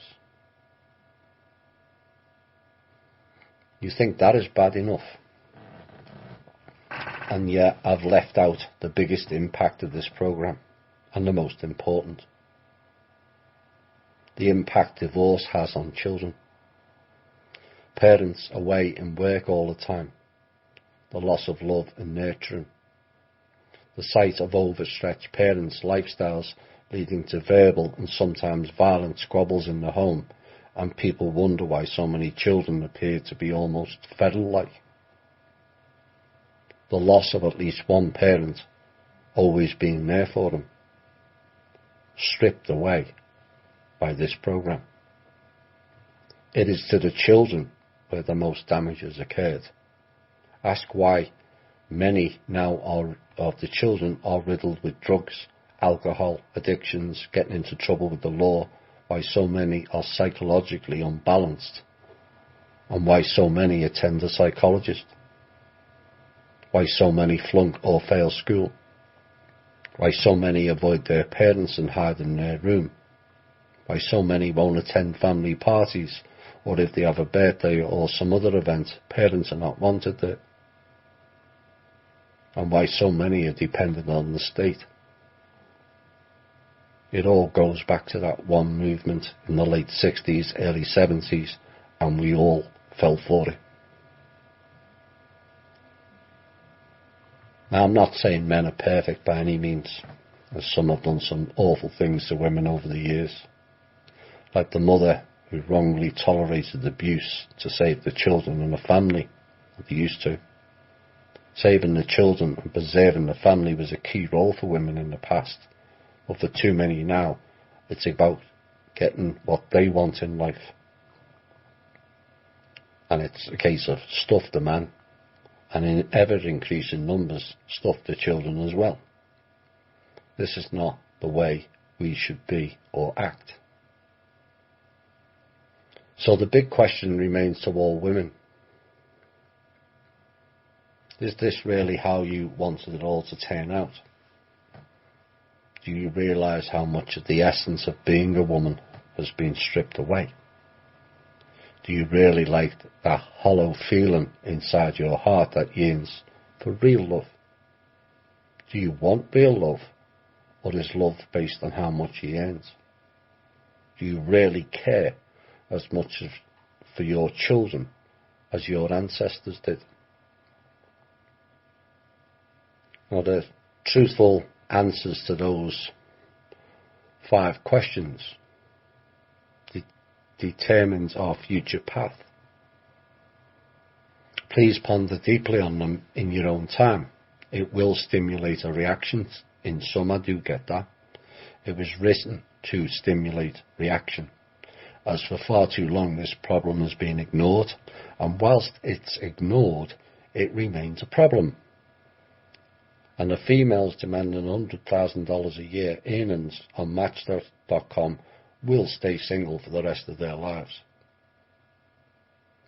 This was not an attack piece on females, because I'm more than aware of the poor behaviour of men in relationships, but this was a deliberate programme of divide and conquer, not only between male and female, but the family and the children's lives also.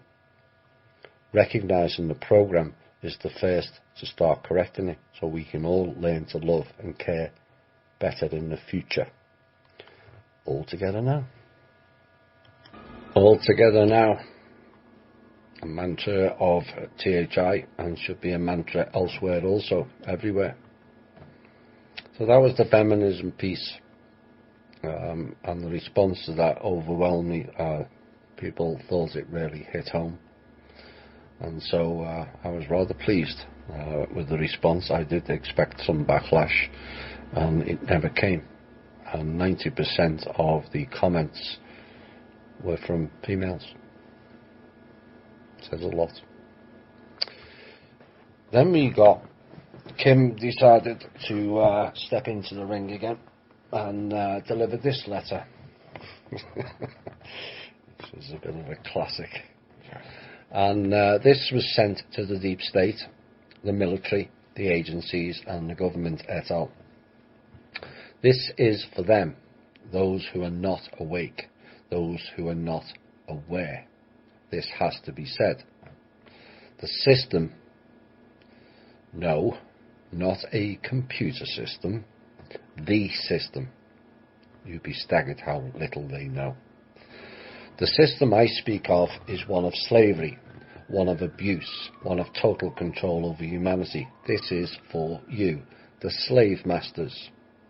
The slaves, the ones who are fighting to protect the system. Do you know what you are trying to protect? Do you know who has been running this flawed system? The system is broken. It has been slowly breaking down for the last 2 years. It is breaking not because of us, the awake and aware. It is breaking because it's severely flawed. You are missing it. It was never a sustainable system. It was always meant to break. A non-compete plan. The harvest, the order, does not have a plan.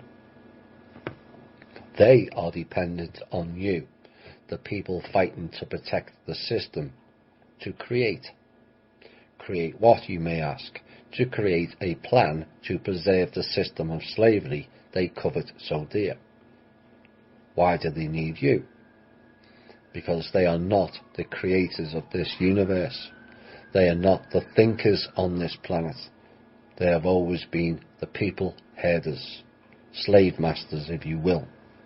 The thinkers have left them, and now all they have is you. So you fight every day to preserve the broken down system without a second thought. Diligently killing people, raping children, stealing money, and resources for the masters you all believe in. Why do you believe in them? It's a cycle. Is it a cycle of abuse? Stockholm Syndrome. Come on, people that work for them. Haven't you noticed you are running around spending your own time, your own money, carrying out plans that you created? Have you not noticed? It's not working. You are plugging Hoover Dam with bubble gum and the dam is bursting. There are no sides in this war. There is only what is real and what is not. You are fighting to protect that which is a fantasy while we are fighting for what is real. Let me explain. The deep state. We all know who these people are, the ones who are making a very futile attempt to control governments, to control financial systems. They are in every country. Your central bank governors, your various officials who will fight to protect the slave masters' control over the people. Why do they need you? By you, I mean the central bank governors who take the calls and promises of billions of dollars to keep your country broke and on its knees.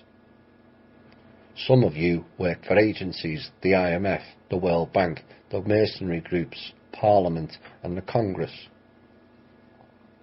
Do you know what you're fighting for? You know you are trying to destroy people, going against the system, going against their way of life. You are mistaken. This is not correct.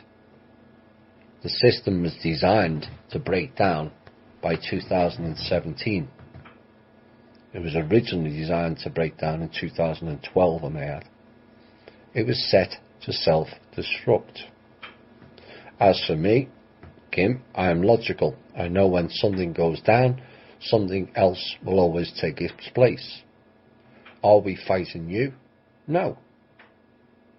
We have disregarded your failed attempts to preserve something which is already gone.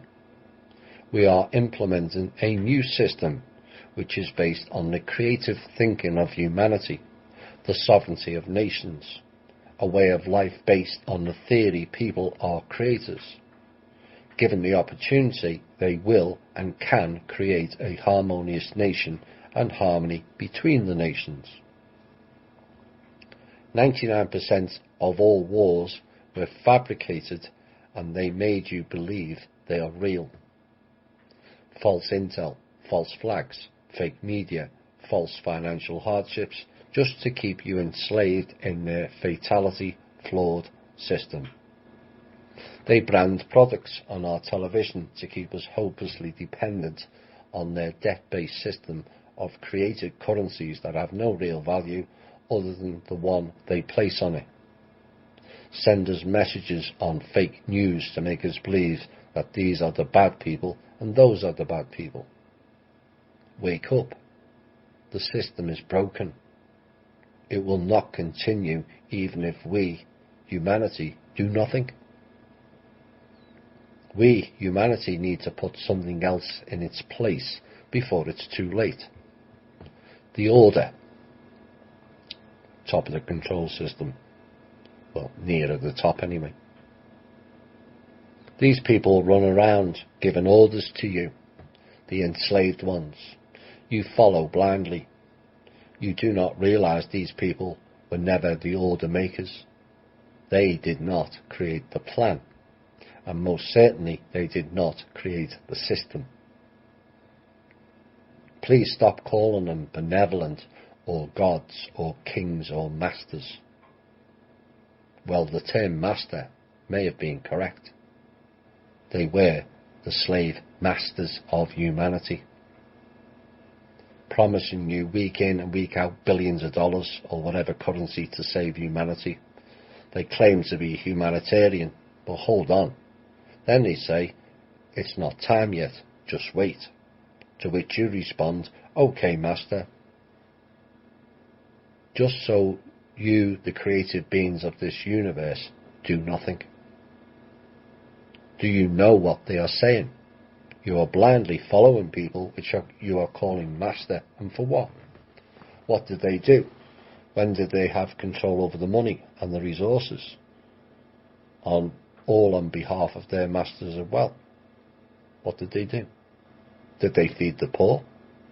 Feed the nations? Stop war? Stop crime? No. They fed us poison. They salted the earth so we could only eat their poison. They created wars to make them money. They stole from us and raped our children. They created terrorist organisations to keep us in fear. They created diseases, yes, you, World Health Organization, and treatments that slowly killed our loved ones. So we would take more of their poisons, believing their disease was medicine, as in Medici. That's where it came from. Bloodline family. Black nobility. I'm talking about your dragon families, Rothschilds, the Nazis, the Chinese elders. Yes, you reading this, the slaves that follow them all so blindly. Why do you follow? Why do you call these people master and follow so blindly? The system is flawed. The system is broken. There must be a new system to take its place. And yet they all have no clue. Humanity will not tolerate a system of control anymore. They created the internet, they created smartphones, and people all over the world understand the system is broken.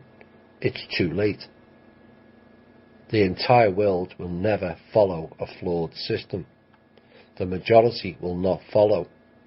So they say they will kill us all, leaving only their followers. Again, it's flawed. You have been feeding us poison and disease so long now, we are immune. Oops. That's right. You unknowingly created our solution while feeding your insanity. To the corporates, the non-compete plan, 70 years of planning, you say, explain the control structure of every industry in the world. The Majestic 12 and the SS Small P were fed technology to disperse to the masses. The very creations they sell to us have created their own downfall. Yes, they still feed us poison. They still feed us their flawed, hopelessly antiquated tech. But what happened? Like a virus that mutates itself to become immune to antibiotics, which was designed to treat it, humanity has mutated to overcome these fatally flawed corporate controls. We use your smartphones, your internet, your social networks to communicate with each other. This has created portals to realise the branding coming from your corporates, your drug companies, your Council on Foreign Relations, your United Nations is not real. We talk to people in the countries you call the bad guys, the boogeymen. We have computer systems that provide us with proper intelligence information. And now, no, you are full of it. We fly in your planes, we travel in your cars, we shake hands with each other in nations all over the world now. Didn't you realise what we were doing? You have hit the precipice, the peak, and now we are on the other side. Your methods of control are broken by the very technology you fed us. It's over. Did you think they provided you with a military technology that had any hope of defending yourselves in a real war? Absolutely not. They gave you this tech and all you could think about was money, money and money. They fed you your own demise. They gave us the tools to our freedom, and now it's too late. The system is broken, the system is dead, and you are fighting to revive a dead horse. It's over. Your greed and ego have been your downfall. President Trump is aware. President Putin is aware. Many African heads of state are aware. many South American heads of state are aware. Many agency people around the world are aware. Even the History Channel reports it.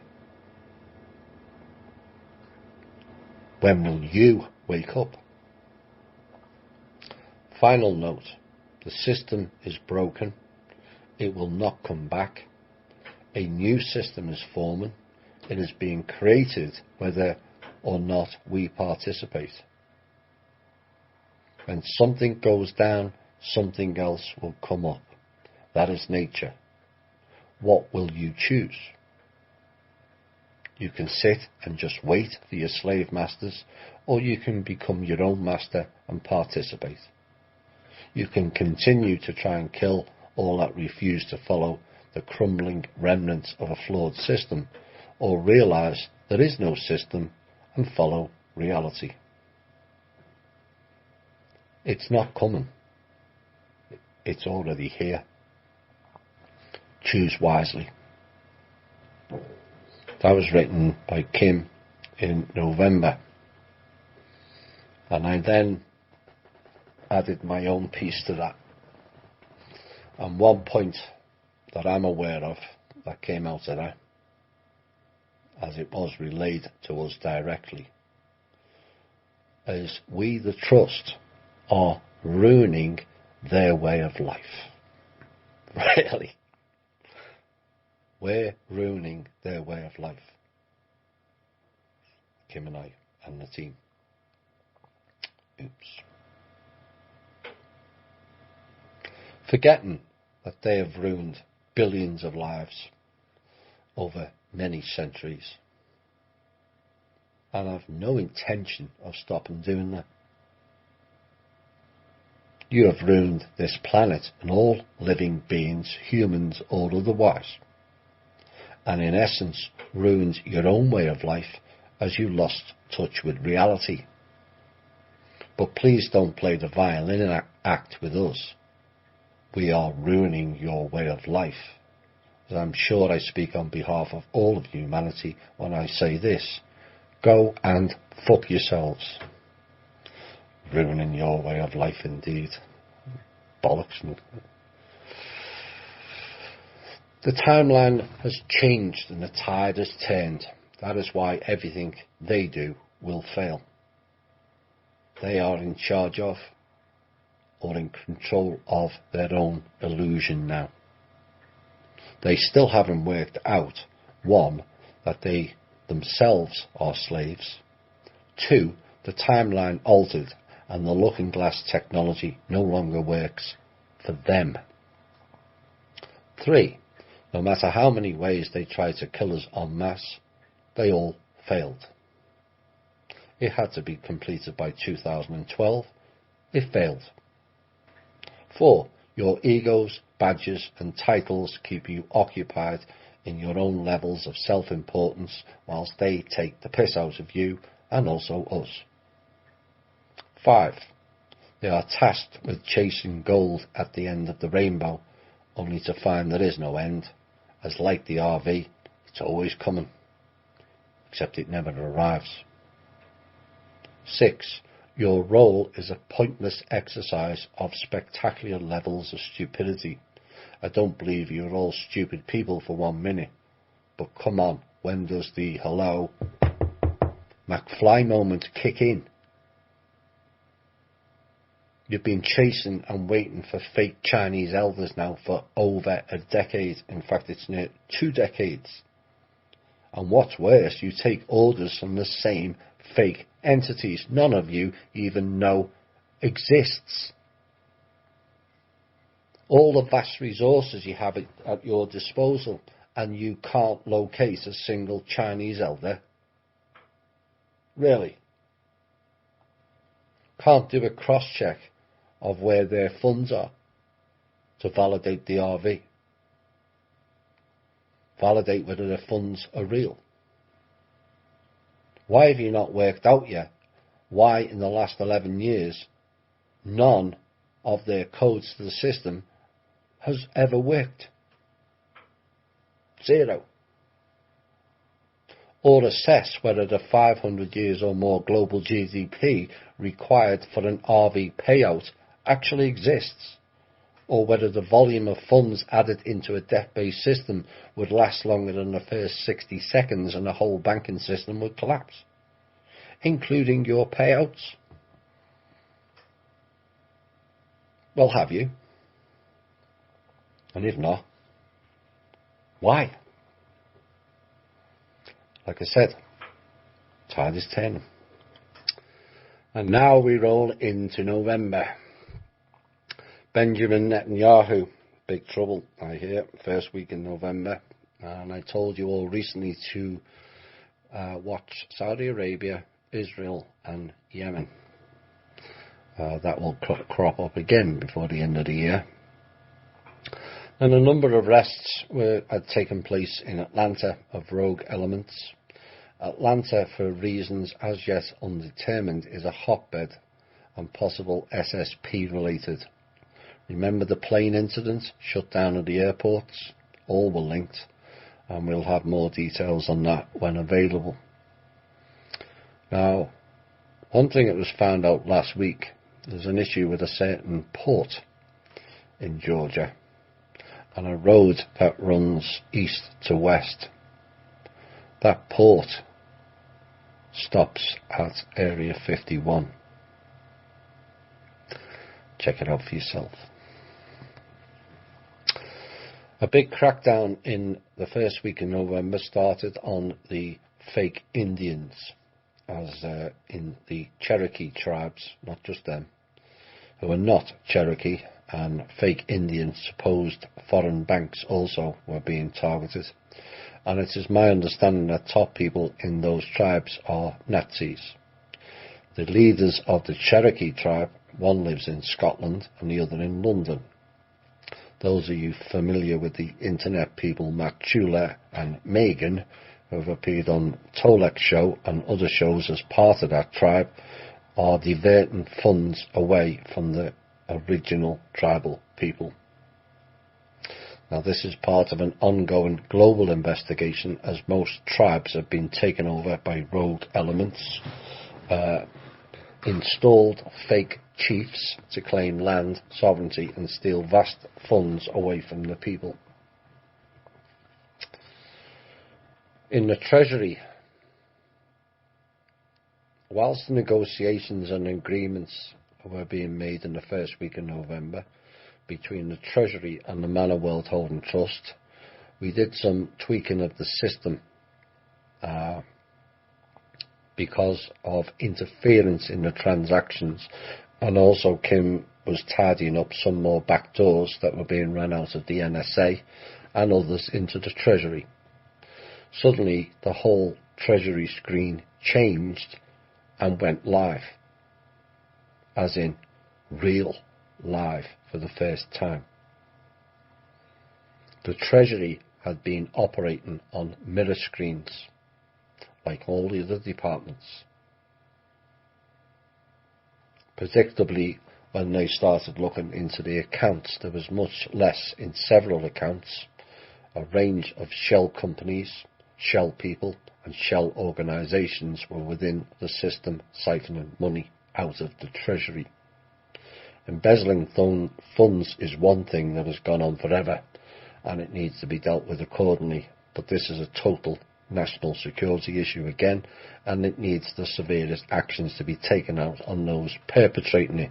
Yes, you, Mr. Munchkin. Hello? Why hasn't he been fired yet?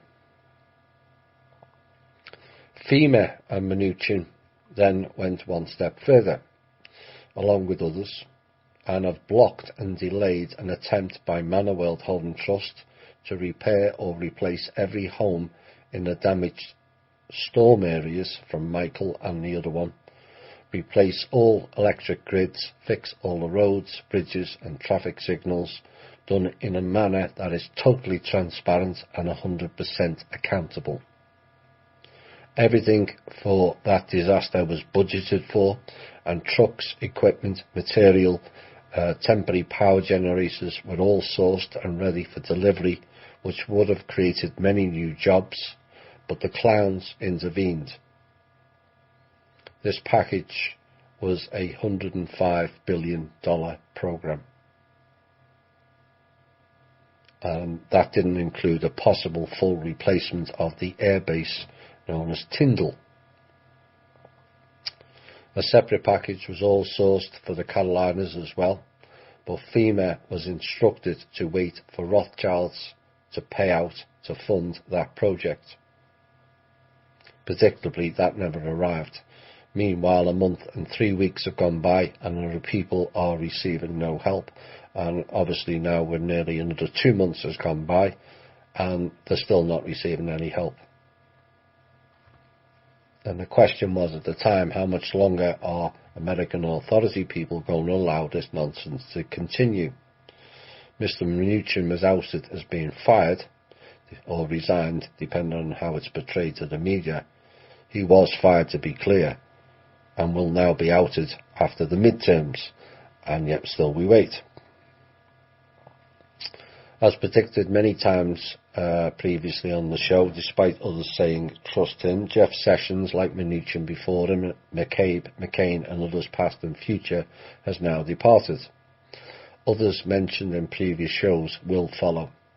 Some made a rod for their own back. I wonder what happens if some of the Democrats' extra House members are on the indictment list. Following further attempts to block funding related to the Manor World Holding Trust out of the Treasury by various sources, so actions against those who continue to deny due process and use a flagrant abuse of their power. The Federal Reserve Service was shut down early November, and that is likely to be permanent. Other servers who dabble in the affairs of the Treasury have also been shut down, including the Pentagon, the State Departments, the Departments of Justice, NATO, the UN, the SSP and the UBS. The Pentagon contacted the CIA and also the FBI requesting help to put them back on, and the CIA and FBI told them we can't, and you know what happens if you mess with their server, it gets fried. HSBC and the SSP in Virginia Naval Base are still not back up and running following their early attempts at messing with the quantum system. So, and we were guessing you don't care your servers are down, as you are not serving the USA and the President and its citizens, but serving China deep state. So perhaps China can give you their intelligence systems to use, or better yet, relocate the Pentagon to Hong Kong, and we can build a new military which serves the people of America, not United States or Rothschilds or Chinese elders. Message to the clowns who deny due process and continue to abuse your power: the servers will remain off until you back off blocking the funds or payments due in and out of the trust. We don't care how long it takes, we can play the long game. So if you want your servers back on, back off blocking the fund release. It's that simple. And I gave a warning, watch out for more firings, and they're in the works, and they came, including those who had just been voted in. Watch out for more resignations as well, including those just voted in. We just had the election. UN are that desperate for funds, they went to a rather poor country in Eastern Europe and asked them to lend them $300 million. The irony of the so-called UN tore this country apart 20 years back with their so-called peacekeeping force. Yeah, right, the same pronunciation but different spelling. The real spelling is P-I-E-C-E. As in a piece of this and a piece of that. So that's how they operate. We took out this week all the Denver Airport underground black sites due to blocking our transfers, and found there was 2,189 of these servers globally all around the world. They all went down. On the first Monday in November, another set of hired assassins reached the edge of the town where Kim and the team reside, waiting for orders to attack. This was supposedly in place in case something of note happened on Tuesday. I'll have what happened on Tuesday next. A week last Thursday, the Manor World Holding Trust ambassador was waiting in the Treasury building for cards for various projects, but was denied access by FPS, who sent goons in to chase him out of the building. They then installed a computer virus within the Treasury to block him getting back in and collecting the cards at the request of Hillary and a company known as Citadel, and later a subsidiary of Citadel, Vice or Visa. So on the Tuesday, which is why the hired assassins arrived on the edge of town, despite a presidential approved executive order, an ambassador of ours went to the Treasury to collect the cards, which would then be loaded to the tune of 105 billion in order to start the clearing up and full restoration projects in Florida, Georgia, North and South Carolinas and Alabama due to the recent storms. FEMA have done nothing and have been told to wait for the Rothschilds funding, which, as we all know by now, will never arrive. Our ambassador, who is in the Treasury building waiting for the cards, was then greeted by a company called Citadel from New York, who we later found out is control of NYPD, and told our guy to get out of the building now. The Treasury stepped in and says he has our and President Trump's full approval to be in the building and collect the cards. Citadel, who operates security under the so-called government services contract, forced our ambassador out of the building with no cards and subsequently no funding for the disaster areas, all at the behest of Hillary Clinton. They went on to say, "We don't care what you, the Treasury, or the President says."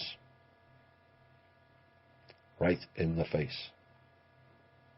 Now, Citadel is a private, what is known as government security contractor, but clearly doesn't work for them by the government. In fact, Citadel's contract ran out and a third-party company, Vice or Visa, was set up and the staff of Citadel went and joined them. It is that third-party issue that is causing most of the issues. Citadel, you will all be intrigued to know and will go, when I say this, have full control over the NYPD. So now you know why the Hillary video is not being released. Like all government contractors, private hire groups who collect the government money and spend it on whatever they like, they also call the shots over and above the president. This is what's going on, folks. The country is being hijacked by private mercenary groups in this country that is not only stealing all our money, but believes they are above and beyond reproach from the president and can act as they see fit. It is time that people learned this is the real truth and accepted reality, then do something about it. Citadel is in essence a foreign enemy invading our country and should be treated as such. Then we had the California fires. You want to know the real reason for the California fires? The Mexican border issue. Americans being shot and killed returning to the damaged homes after Michael. Yes, it happened. The same that happened to the people of the Ninth Ward in New Orleans. The same groups who participate in terrorist training cells within our borders. The same group who conducts hideous experiments on our people, participates in false flags and collects funds from the government with zero oversight. These groups are known as government contractors, aka mercenaries. The real culprits who started the fires in California are the same goons with a base on the island off the coast of Oregon, Whidley Bay, the SSP, supported by the new PINDAR, Penis Head. John Von Wright will have a song for them shortly. And the electrical company PG&E, owned by The Rothschilds. Go figure. So the first week in November, John von Wright won the battle to be the head penis of the dragon. I kid you not.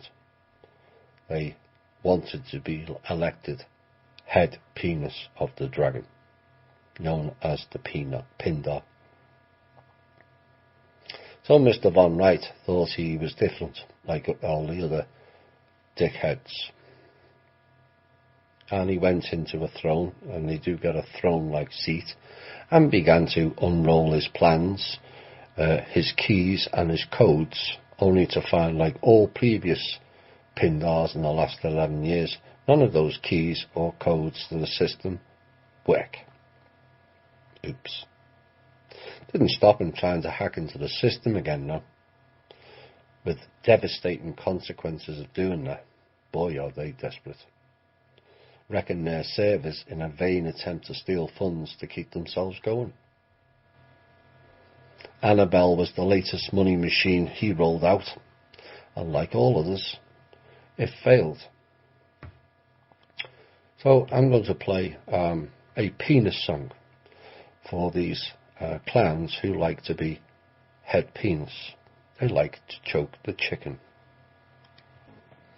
A nice seasonal ditty there for the head penis known as the Pindar.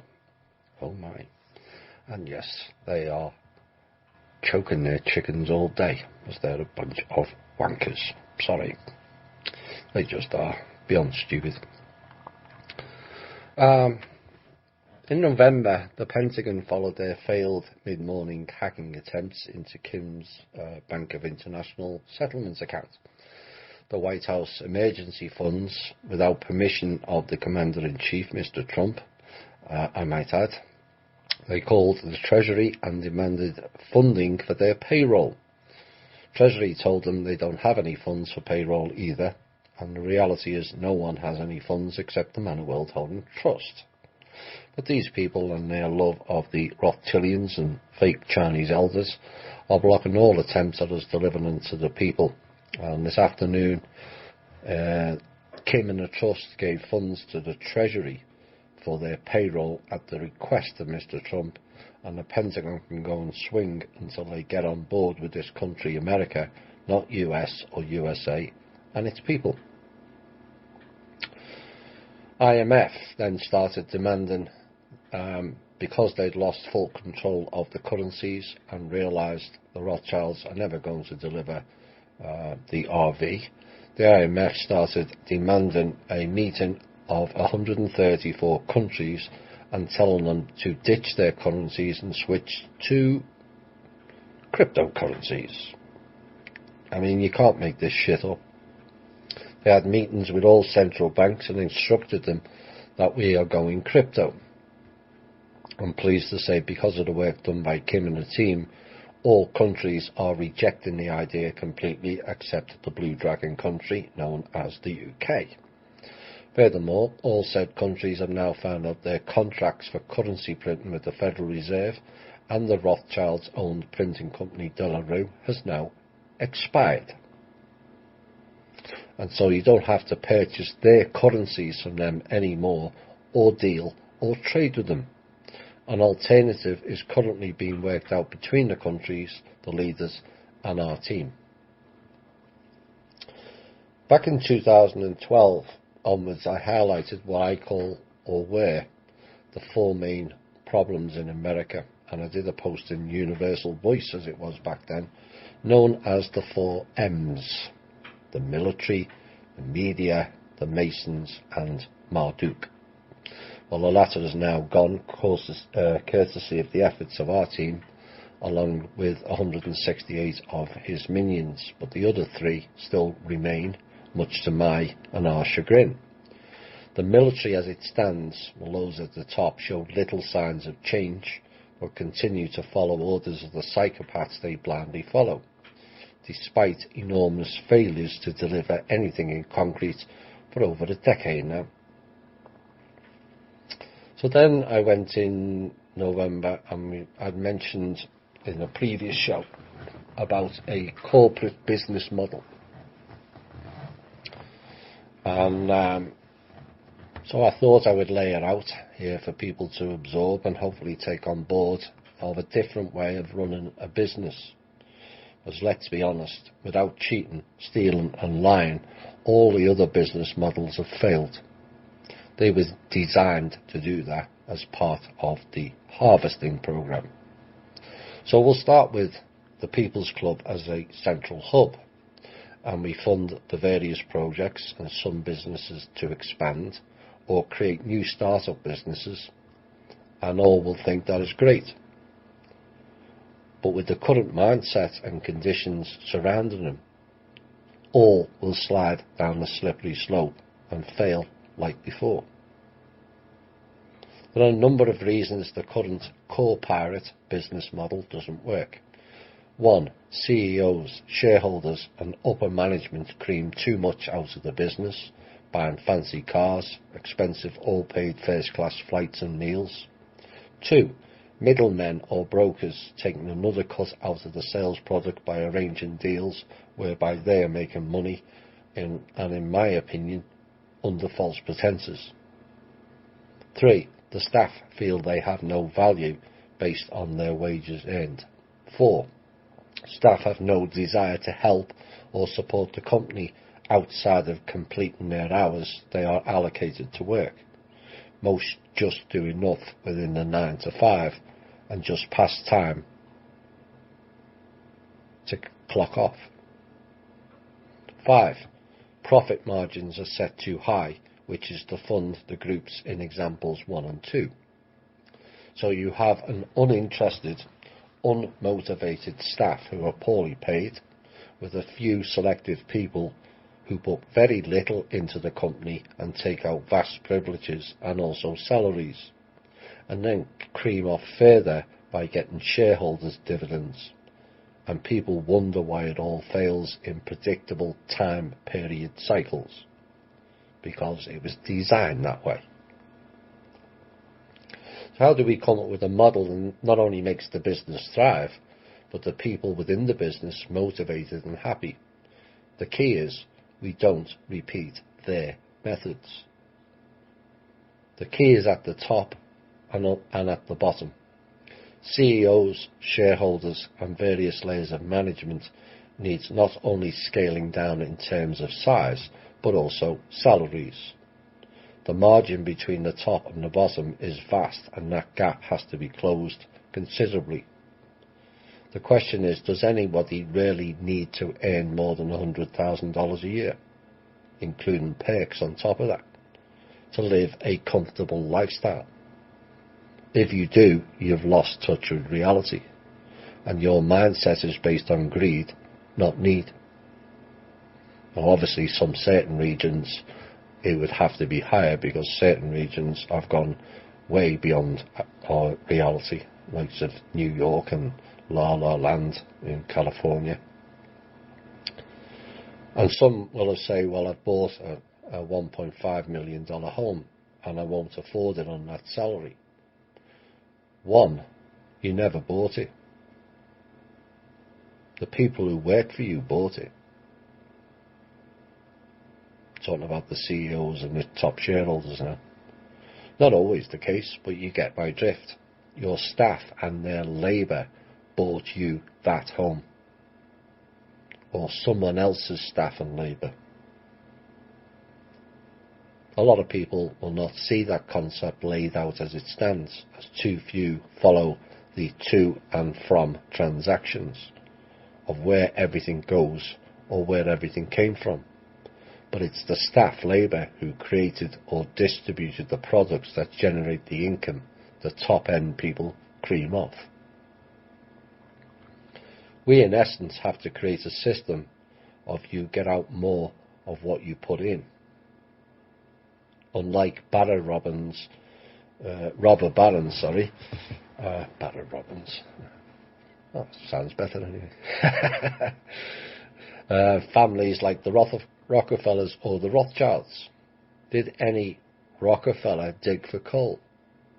Or lay railway lines or drill for oil and create their wealth? No. So why should they have the vast amounts of wealth and the people who did have nothing? That thinking and way has to change. The day of CEOs earning millions a year while staff are on less than $15 an hour has to stop.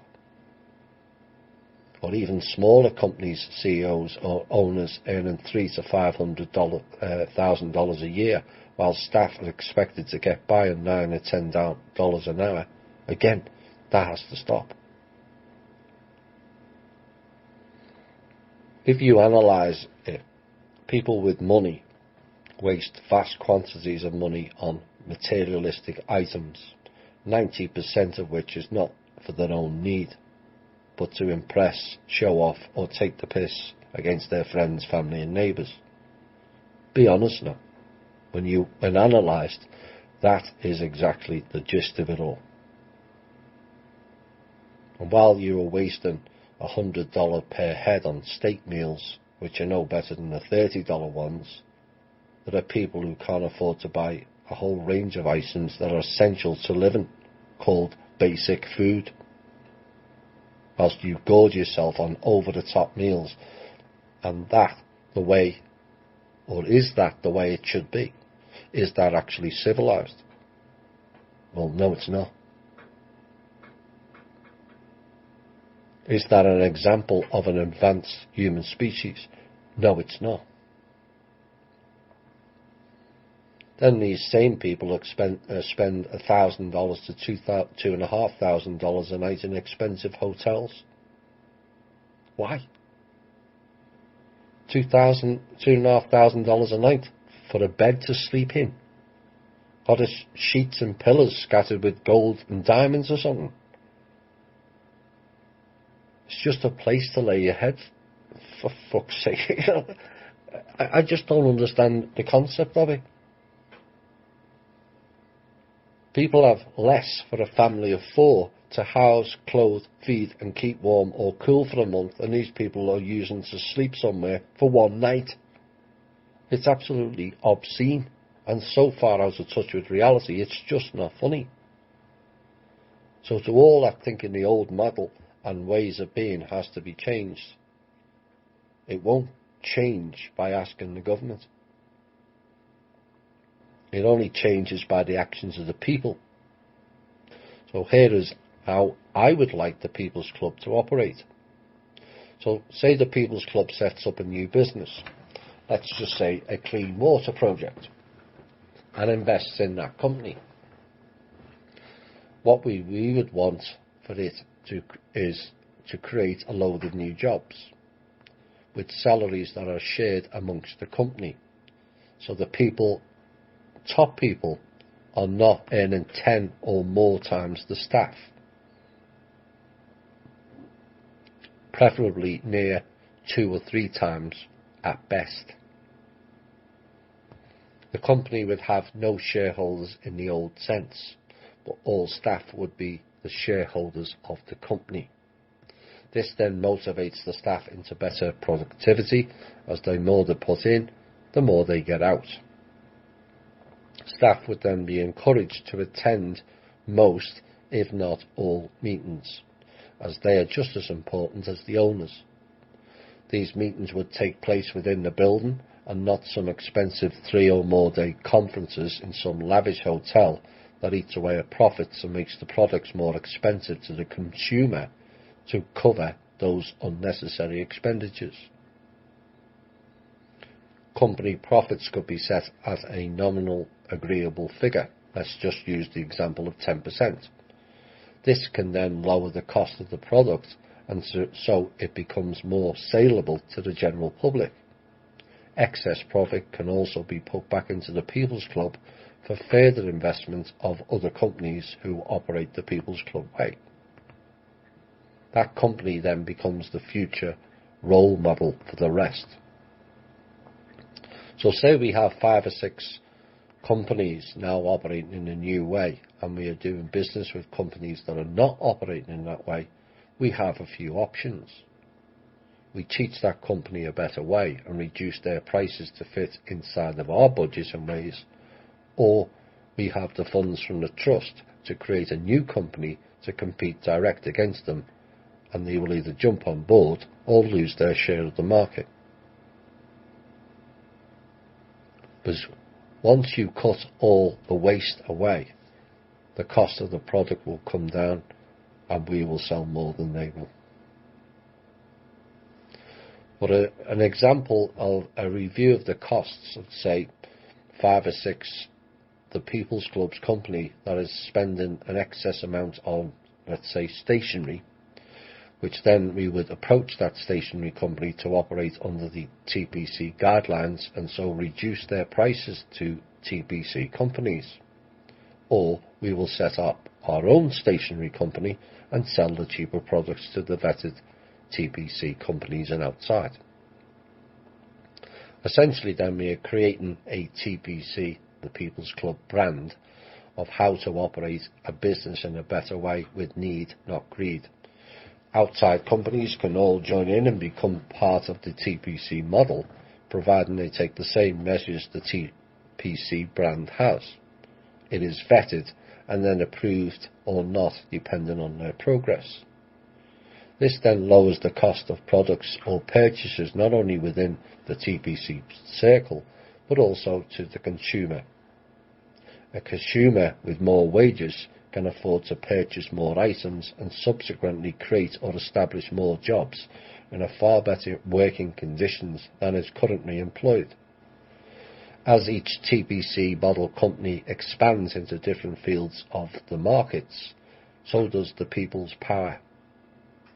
So does the people's personal responsibility. So does the people's way of life and lifestyle. We would also, by people power, put an end to the non-compete business model currently operated globally by various rogue trade agreements. TPC vetted companies would also be encouraged to trade within the circle as much. That is then guaranteeing the combined success of each company, and only trade outside where necessary, or when reviewing between the various companies where improvements can be made. Suggestions can be made then to either add a certain company into the circle, or we create another one, whatever is required. It would create enormous benefits by trimming the greedy fat bastards at the top and the snake oil brokers or middlemen, and giving it back to the real earners who are the staff. Like I said earlier, most people do not need to earn over 100,000 a year.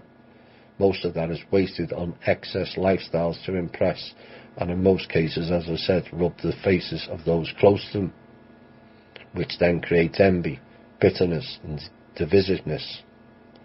We would like to introduce a community again where there isn't that vast gulf in people's lives and lifestyles, no haves and have-nots. There will be no backdoor deals done in or out of the Manor World Holding Trust, but also the TPC companies. Again, that is the old failed model, so please don't ask me or Kim for a cut of this deal or that deal to bring in this, that or the other to the table. We will not engage you in any way, shape or form. It is a new way, not the old way. So you want to create a business out of the funds from the TPC to make you a millionaire, famous or support an over-the-top lifestyle. You are stuck in the old cabal core pirate frequency of dog eat dog. For every millionaire, there are millions that go without the basics in life. Remember that. It will be a key for us going forward. Think and act different. Then we were asked a number of questions. Well, what exactly is the trust done? Or what does it get involved in? And so I did this piece. We are dealing directly with every country on the planet. We have assisted in the ending of martial law and delivering the peace treaty. negotiating for the return of all US military hardware that was sold off in its entirety to a Chinese group, not the government, and is being loaned back for a fee currently. Garnered real intelligence all over the world, which has A. highlighted issues, B. prevented wars, C. stopped false flags, and D. provided an enormous amount of knowledge to the relevant authorities. We've sent out hundreds of thousands of real documents of crimes committed by thousands of people globally, fixed hundreds of backdoors in banks, central banks, the White House, the Treasury, the Department of Justice, all agencies in this country, and removed some of the security certificates off each of your phones. We've emptied bank clearance accounts and transferred the funds held there directly to who they belong to. Liaised with and set up various humanitarian projects globally to get them ready.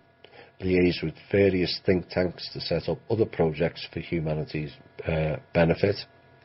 We've scooped up all 6,500 trusts that were used by the cabal for various rogue means against us and amalgamated it into one trust that will be 50% for the countries and 50% for the people. This cut off the energy flow. Some people have accused us of being about the money when you don't really understand life if you think we're about the money. Money is an energy flow, and they were sieving it out of us for a long, long time. That has now stopped. We removed the top controllers, including the one known as Marduk, returning souls to their rightful owners. Liaise with the Galactic Council for a permanent seat for some humans on that council for the first time in history. So we, the people, can have our say. We're working with the 39 different other beings here to ensure total peace on this planet, and working with some other beings to prevent major catastrophes. Working with some other beings to ensure the peace treaty is enforced, and planning with some other beings of how we can all work together in harmony and peace for the future, not just here, but the whole universe and the multiverse beyond that. We issued America its sovereignty for the first time in its history, spoke to various military top brass, the Pentagon, the agencies, the Rothschilds, and many of the clowns to teach them how they've all been lied to. And in return for all that, we've been shot at several times, had abduction attempts several times. They've tried to kill us by interfering with the cars.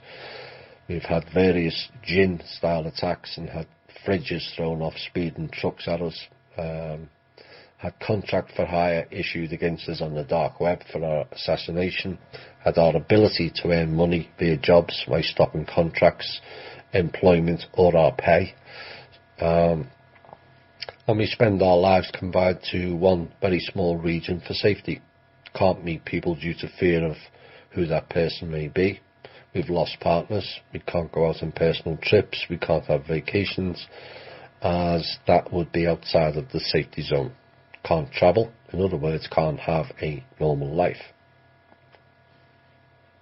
We work 15 to 18 hours a day, all for no pay. Both Kim and I rely on donations, and we're grateful for that. Kim has separate donation. I know people know I have the Patreon. But those donations are for us to exist, not to live a high lifestyle, because we don't.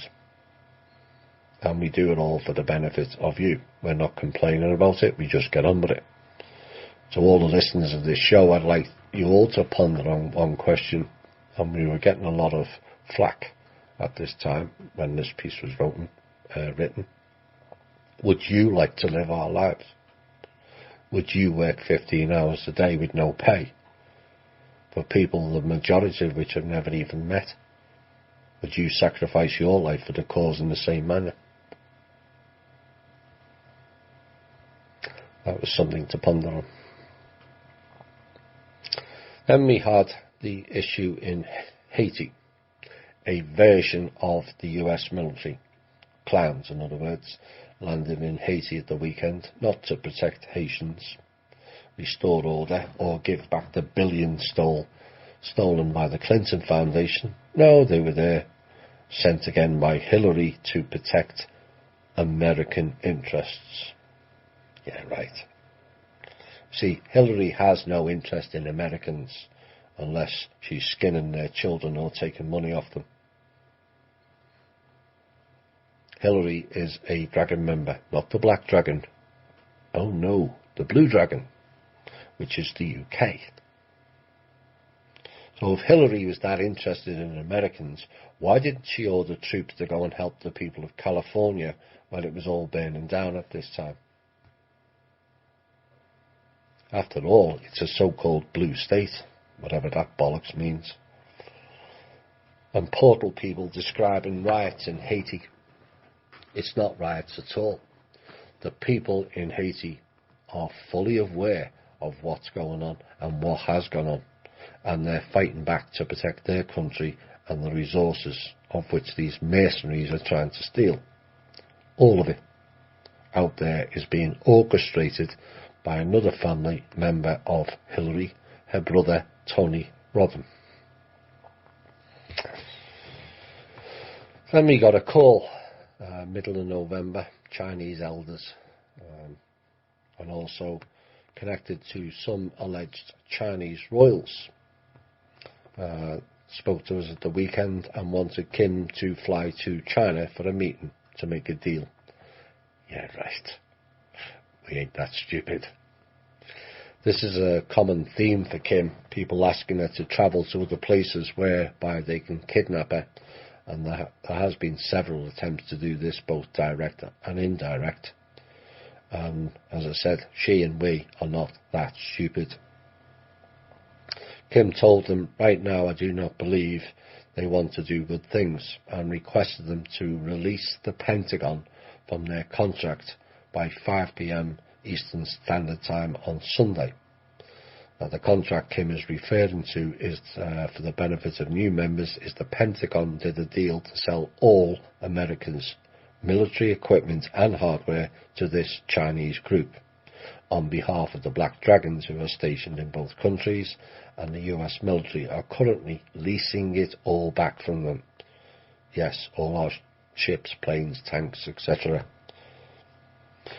But I must stress, yet again, it's nothing to do with the Chinese government, because Mr. Z wants all that equipment returned as well. And Kim said if you don't release us from that deal, she will release intel on everything they're doing to every intelligence agency worldwide, plus all central banks, including a complete copy of the contract to the Department of Treasury, and also Mr. Trump directly, should they not release the military hardware contract. They didn't, and Kim sent out the files. That's why Trump started talking about foreign hacking. That's what that was about. Nothing to do with China the country, and everything to do with these rogue dragon groups. So following their failure to meet the deadline, which we both suspected they wouldn't, Kim then prepared and sent out a 2,779-page intel report with a 2-page summary being sent to all countries' intelligence agencies and military worldwide, with a special edition sent directly to President Donald Trump, which he did receive. And in case you people with badges forget, he is the Commander-in-Chief. In case you forgot. The central banks were sent copies so they can all see how things really work with these Chinese elders, and how their transactions always led to no pay on the contracts that they negotiate, or failed to provide proof of funds to pay out in the future. Then we had the Federal Reserve rocking up to the Treasury and the government, this time trying to get them both to declare America bankrupt. And this is the third time the Federal Reserve, or the fourth time they've tried to do this in the past century, declare the country bankrupt. All other attempts and threats worked, this one won't, and the reasons why will be later. This week in November, Pope Francis, Benjamin Netanyahu, and also the bank JP Morgan contacted us this week and requested to call Kim and work with us. like I said many months back, all of them will have to come to us one day, and I mean all of them. Whether we'll see whether this is a genuine attempt to correct things or another one, let's play games and delay tactics again, like the so-called Chinese royals last weekend. So then we were starting to get issues, major issues out of California. And I did this piece. Because their other programs to eliminate people failed, they started a new program and a new way of disrupting things, which, if you take notice, is still going on. And their new way is weather wars. They are able to create high and low ridges of pressure, and this then steers the storms. California had a low pressure zone stationed just north of San Francisco off the coast. That moved out, and then another one moved exactly into the same position and stayed there. But it's all a coincidence, right? The outcome, it created by complete accident, according to the Portal people, was the fires. But again, let's look at some of their evidence. This is not mine, this is theirs. Ordinary bricks begin to decompose at 1200 degrees Fahrenheit. We've all seen the pictures of the bricks disintegrating. Temperatures for making and firing bricks in a kiln is 900 to 1200 Fahrenheit, the same as bricks decompose. So you fire bricks in a kiln at 1200 Fahrenheit, how don't they decompose at the same temperature? Doesn't make sense. So those two figures don't make sense for the start, but let's ignore those silly little discrepancies, shall we? And let's look at the next figures. Grass burns at 518 Fahrenheit and trees at 572 Fahrenheit. Both were bone dry in California because of the prevailing conditions, courtesy of the odd anomaly of the low situated just off the coast. No rain for weeks on end. So if they didn't go on fire, which neither did for most of it, it means the temperatures in the fire didn't reach 518 Fahrenheit, would it not? Common sense. But the next figures given to us is the wildfires were burning at 1472 Fahrenheit, which would account for the brick issue, temperature disintegration. But please explain how 1472 Fahrenheit does not burn grass at 518 Fahrenheit or trees at 572 Fahrenheit burning point.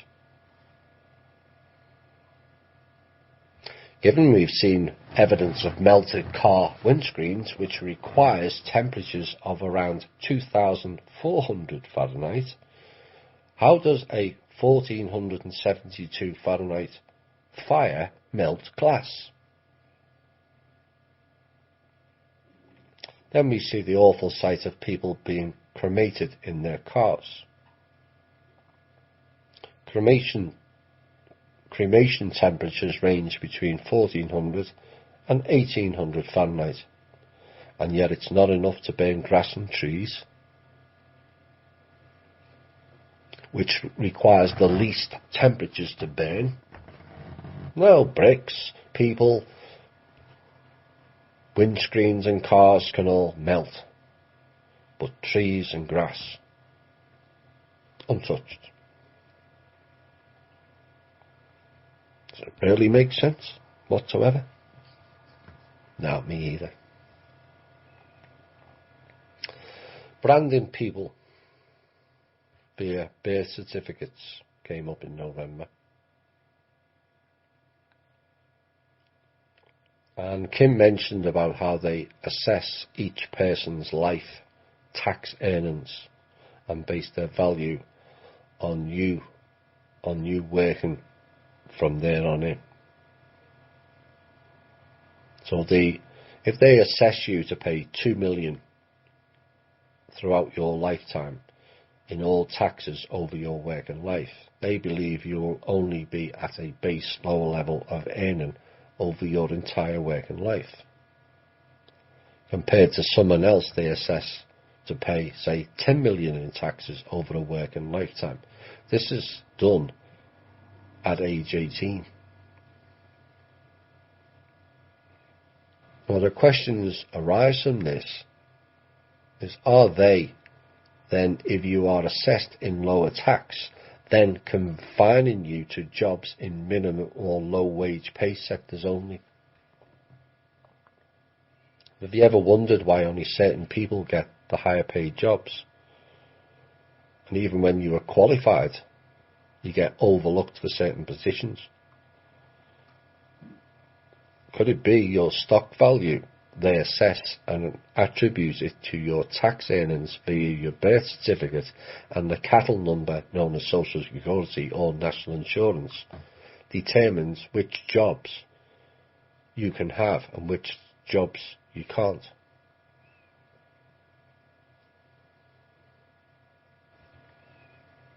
Unbelievable. I'm struggling for time and I'm about 8 pages short. We'll see how it goes.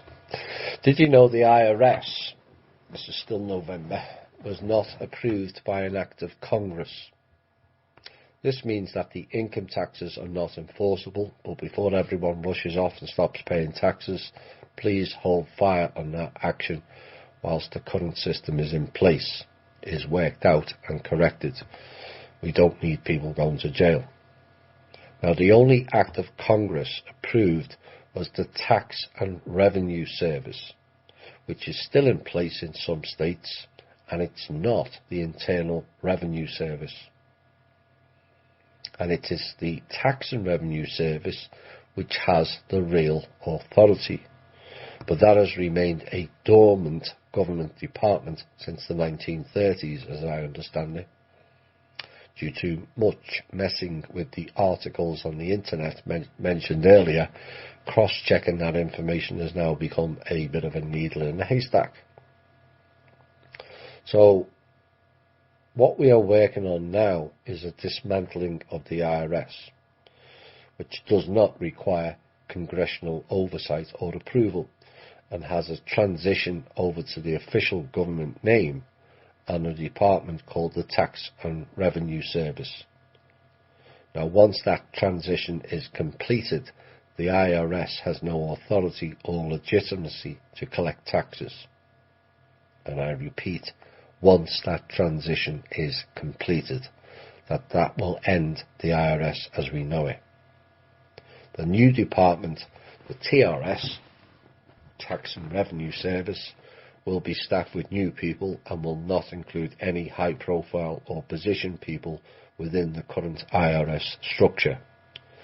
Following that transition, 3 now separate departments will be merged into one, which will cut costs and also resolve cross issues.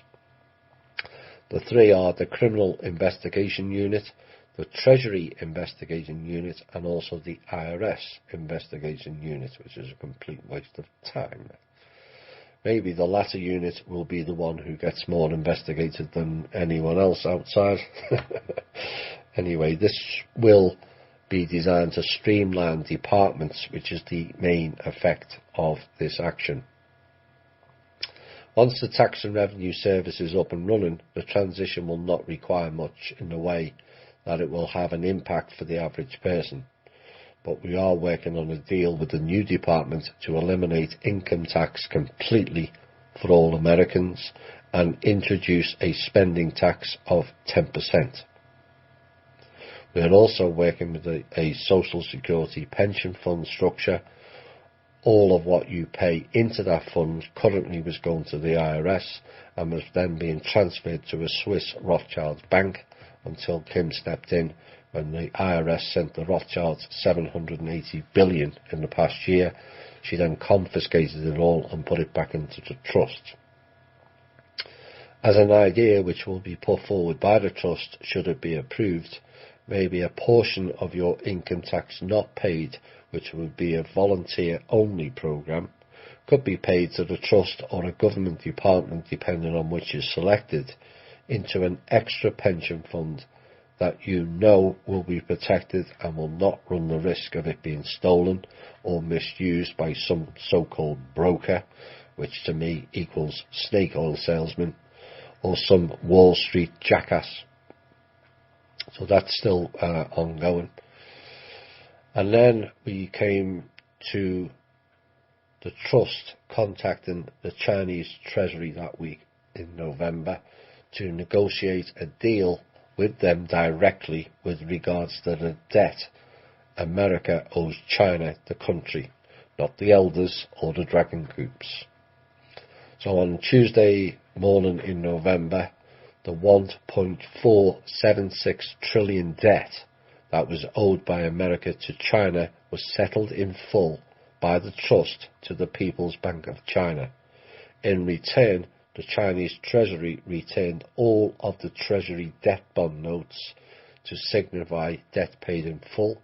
So now America is totally free of Chinese debt.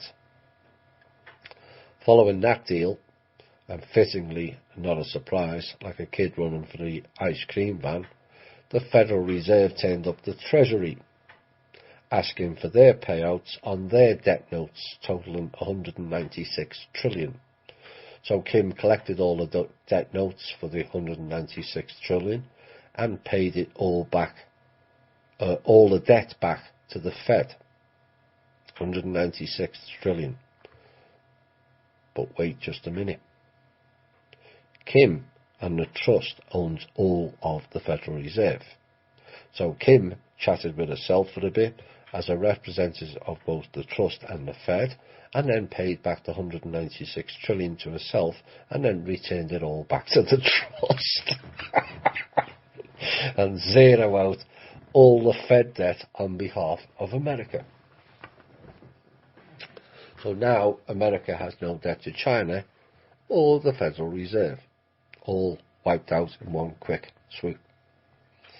Following this move by Kim and the team, the Federal Reserve people who spent all day debating in the Treasury and delaying some of our other work with the Treasury turned round and booted the Federal Reserve people out of the Treasury, and they were told they have no authority to come back there anymore. The Trump administration now has the wherewithal to remove the Federal Reserve from our shores once and for all. That is still ongoing. Following our attack on underground black budget base servers in the previous week due to them blocking transfers, it appears it achieved more than we hoped for, as those servers, it appears, was also the eyes and ears to spy and listen to everyone, and suddenly they all went totally blind and couldn't see or track anyone or anything. Now the deep state tried to rectify this by sending rogue contractors inside the Pentagon to install a new system or try and restore parts of the original.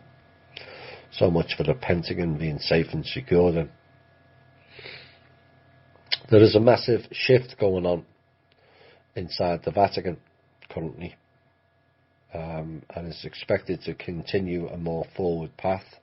Infighting within the church has reached epic proportions, and with many of the top people there under a lockdown due to safety issues. Now, the reason for the infighting is the vast majority of people now inside the Vatican have decided to step away from the factions and the cabal and work towards a world peace with the man of world holding trust in tow. Top people are tired of waiting for their payouts via the RV and the Rothschilds and have taken the step to remove all connections to them. The Vatican, like many other top organisations, are struggling to pay their own staff and also their utilities, and want to move to a better position with regards to the people. The Pope, for his part, wants to prosecute all pedophiles, and I mean all, and is now fully aware of the issues surrounding the previous Pope and is working to address those issues also. The Pope is also working with other religious groups on declaring a world peace for religions between all of them. That can and will be enforced. And no, this is not a one world religion. And as for the entities and demons below the Vatican, they are no longer permitted to intervene in or interfere in this process. Then we had notification at the highest levels of the Vatican and other churches on the potential of a winding down of the experiment called religion. Massive changes are expected over the coming years. Certain disclosures, mainly to the masses, will tip many people over the edge. And often in times of pain or trauma, many seek out the church for comfort. The risk at this point in time for people to completely lose it was considered too great a burden to bear for the general populace to out the religious issue in one go. Following certain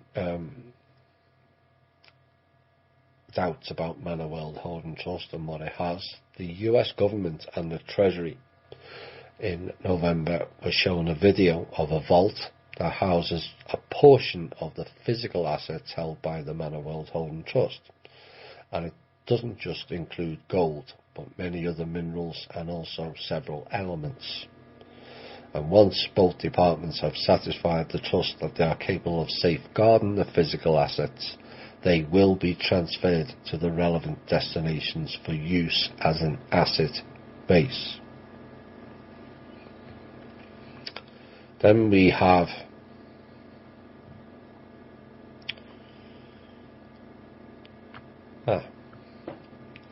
further down the thoughts. Then we came up, this is the last piece for November and we'll finish tonight. Part 4 will be Tuesday. I'm going to get a night off tomorrow. I'll be on ground crew command or something like that on Wednesday, and a normal show Thursday. So Tuesday, Wednesday and Thursday. So we've spoken about a solution. We have many military bases dotted all over America, some of which can be decommissioned and repurposed into a care centre for the returning troops. These are the ones that are all damaged, and most of them are.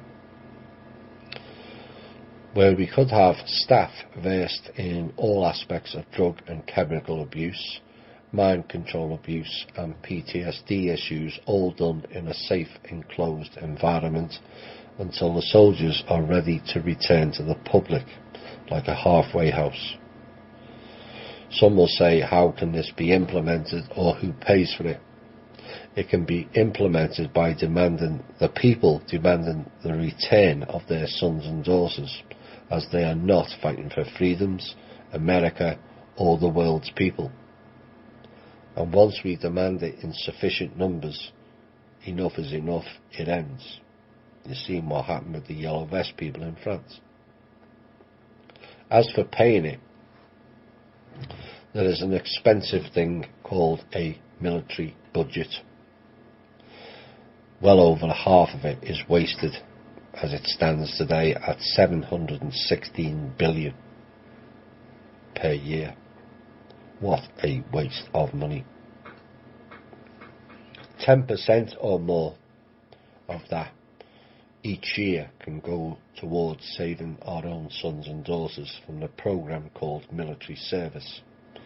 And it is a program of abuse and mind control, when all the benefits of it goes to the psychopaths implementing the program. Of course, the extra money could be used on the savings of removing the 800 to 900 bases that are situated all around the world outside of America. Not for American interests. Oh no. It's the order and the system. We could create jobs like engineering, computer learning, or other professions that get rolled into military training.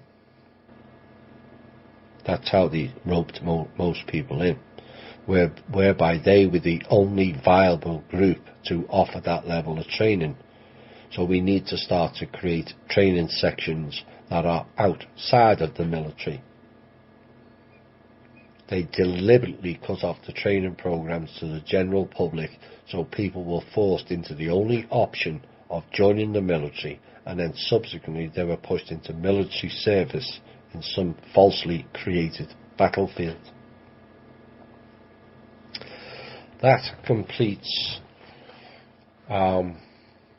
November. We've got December to cover, and what to expect in 2019. I will complete that on Tuesday, 7:30 again.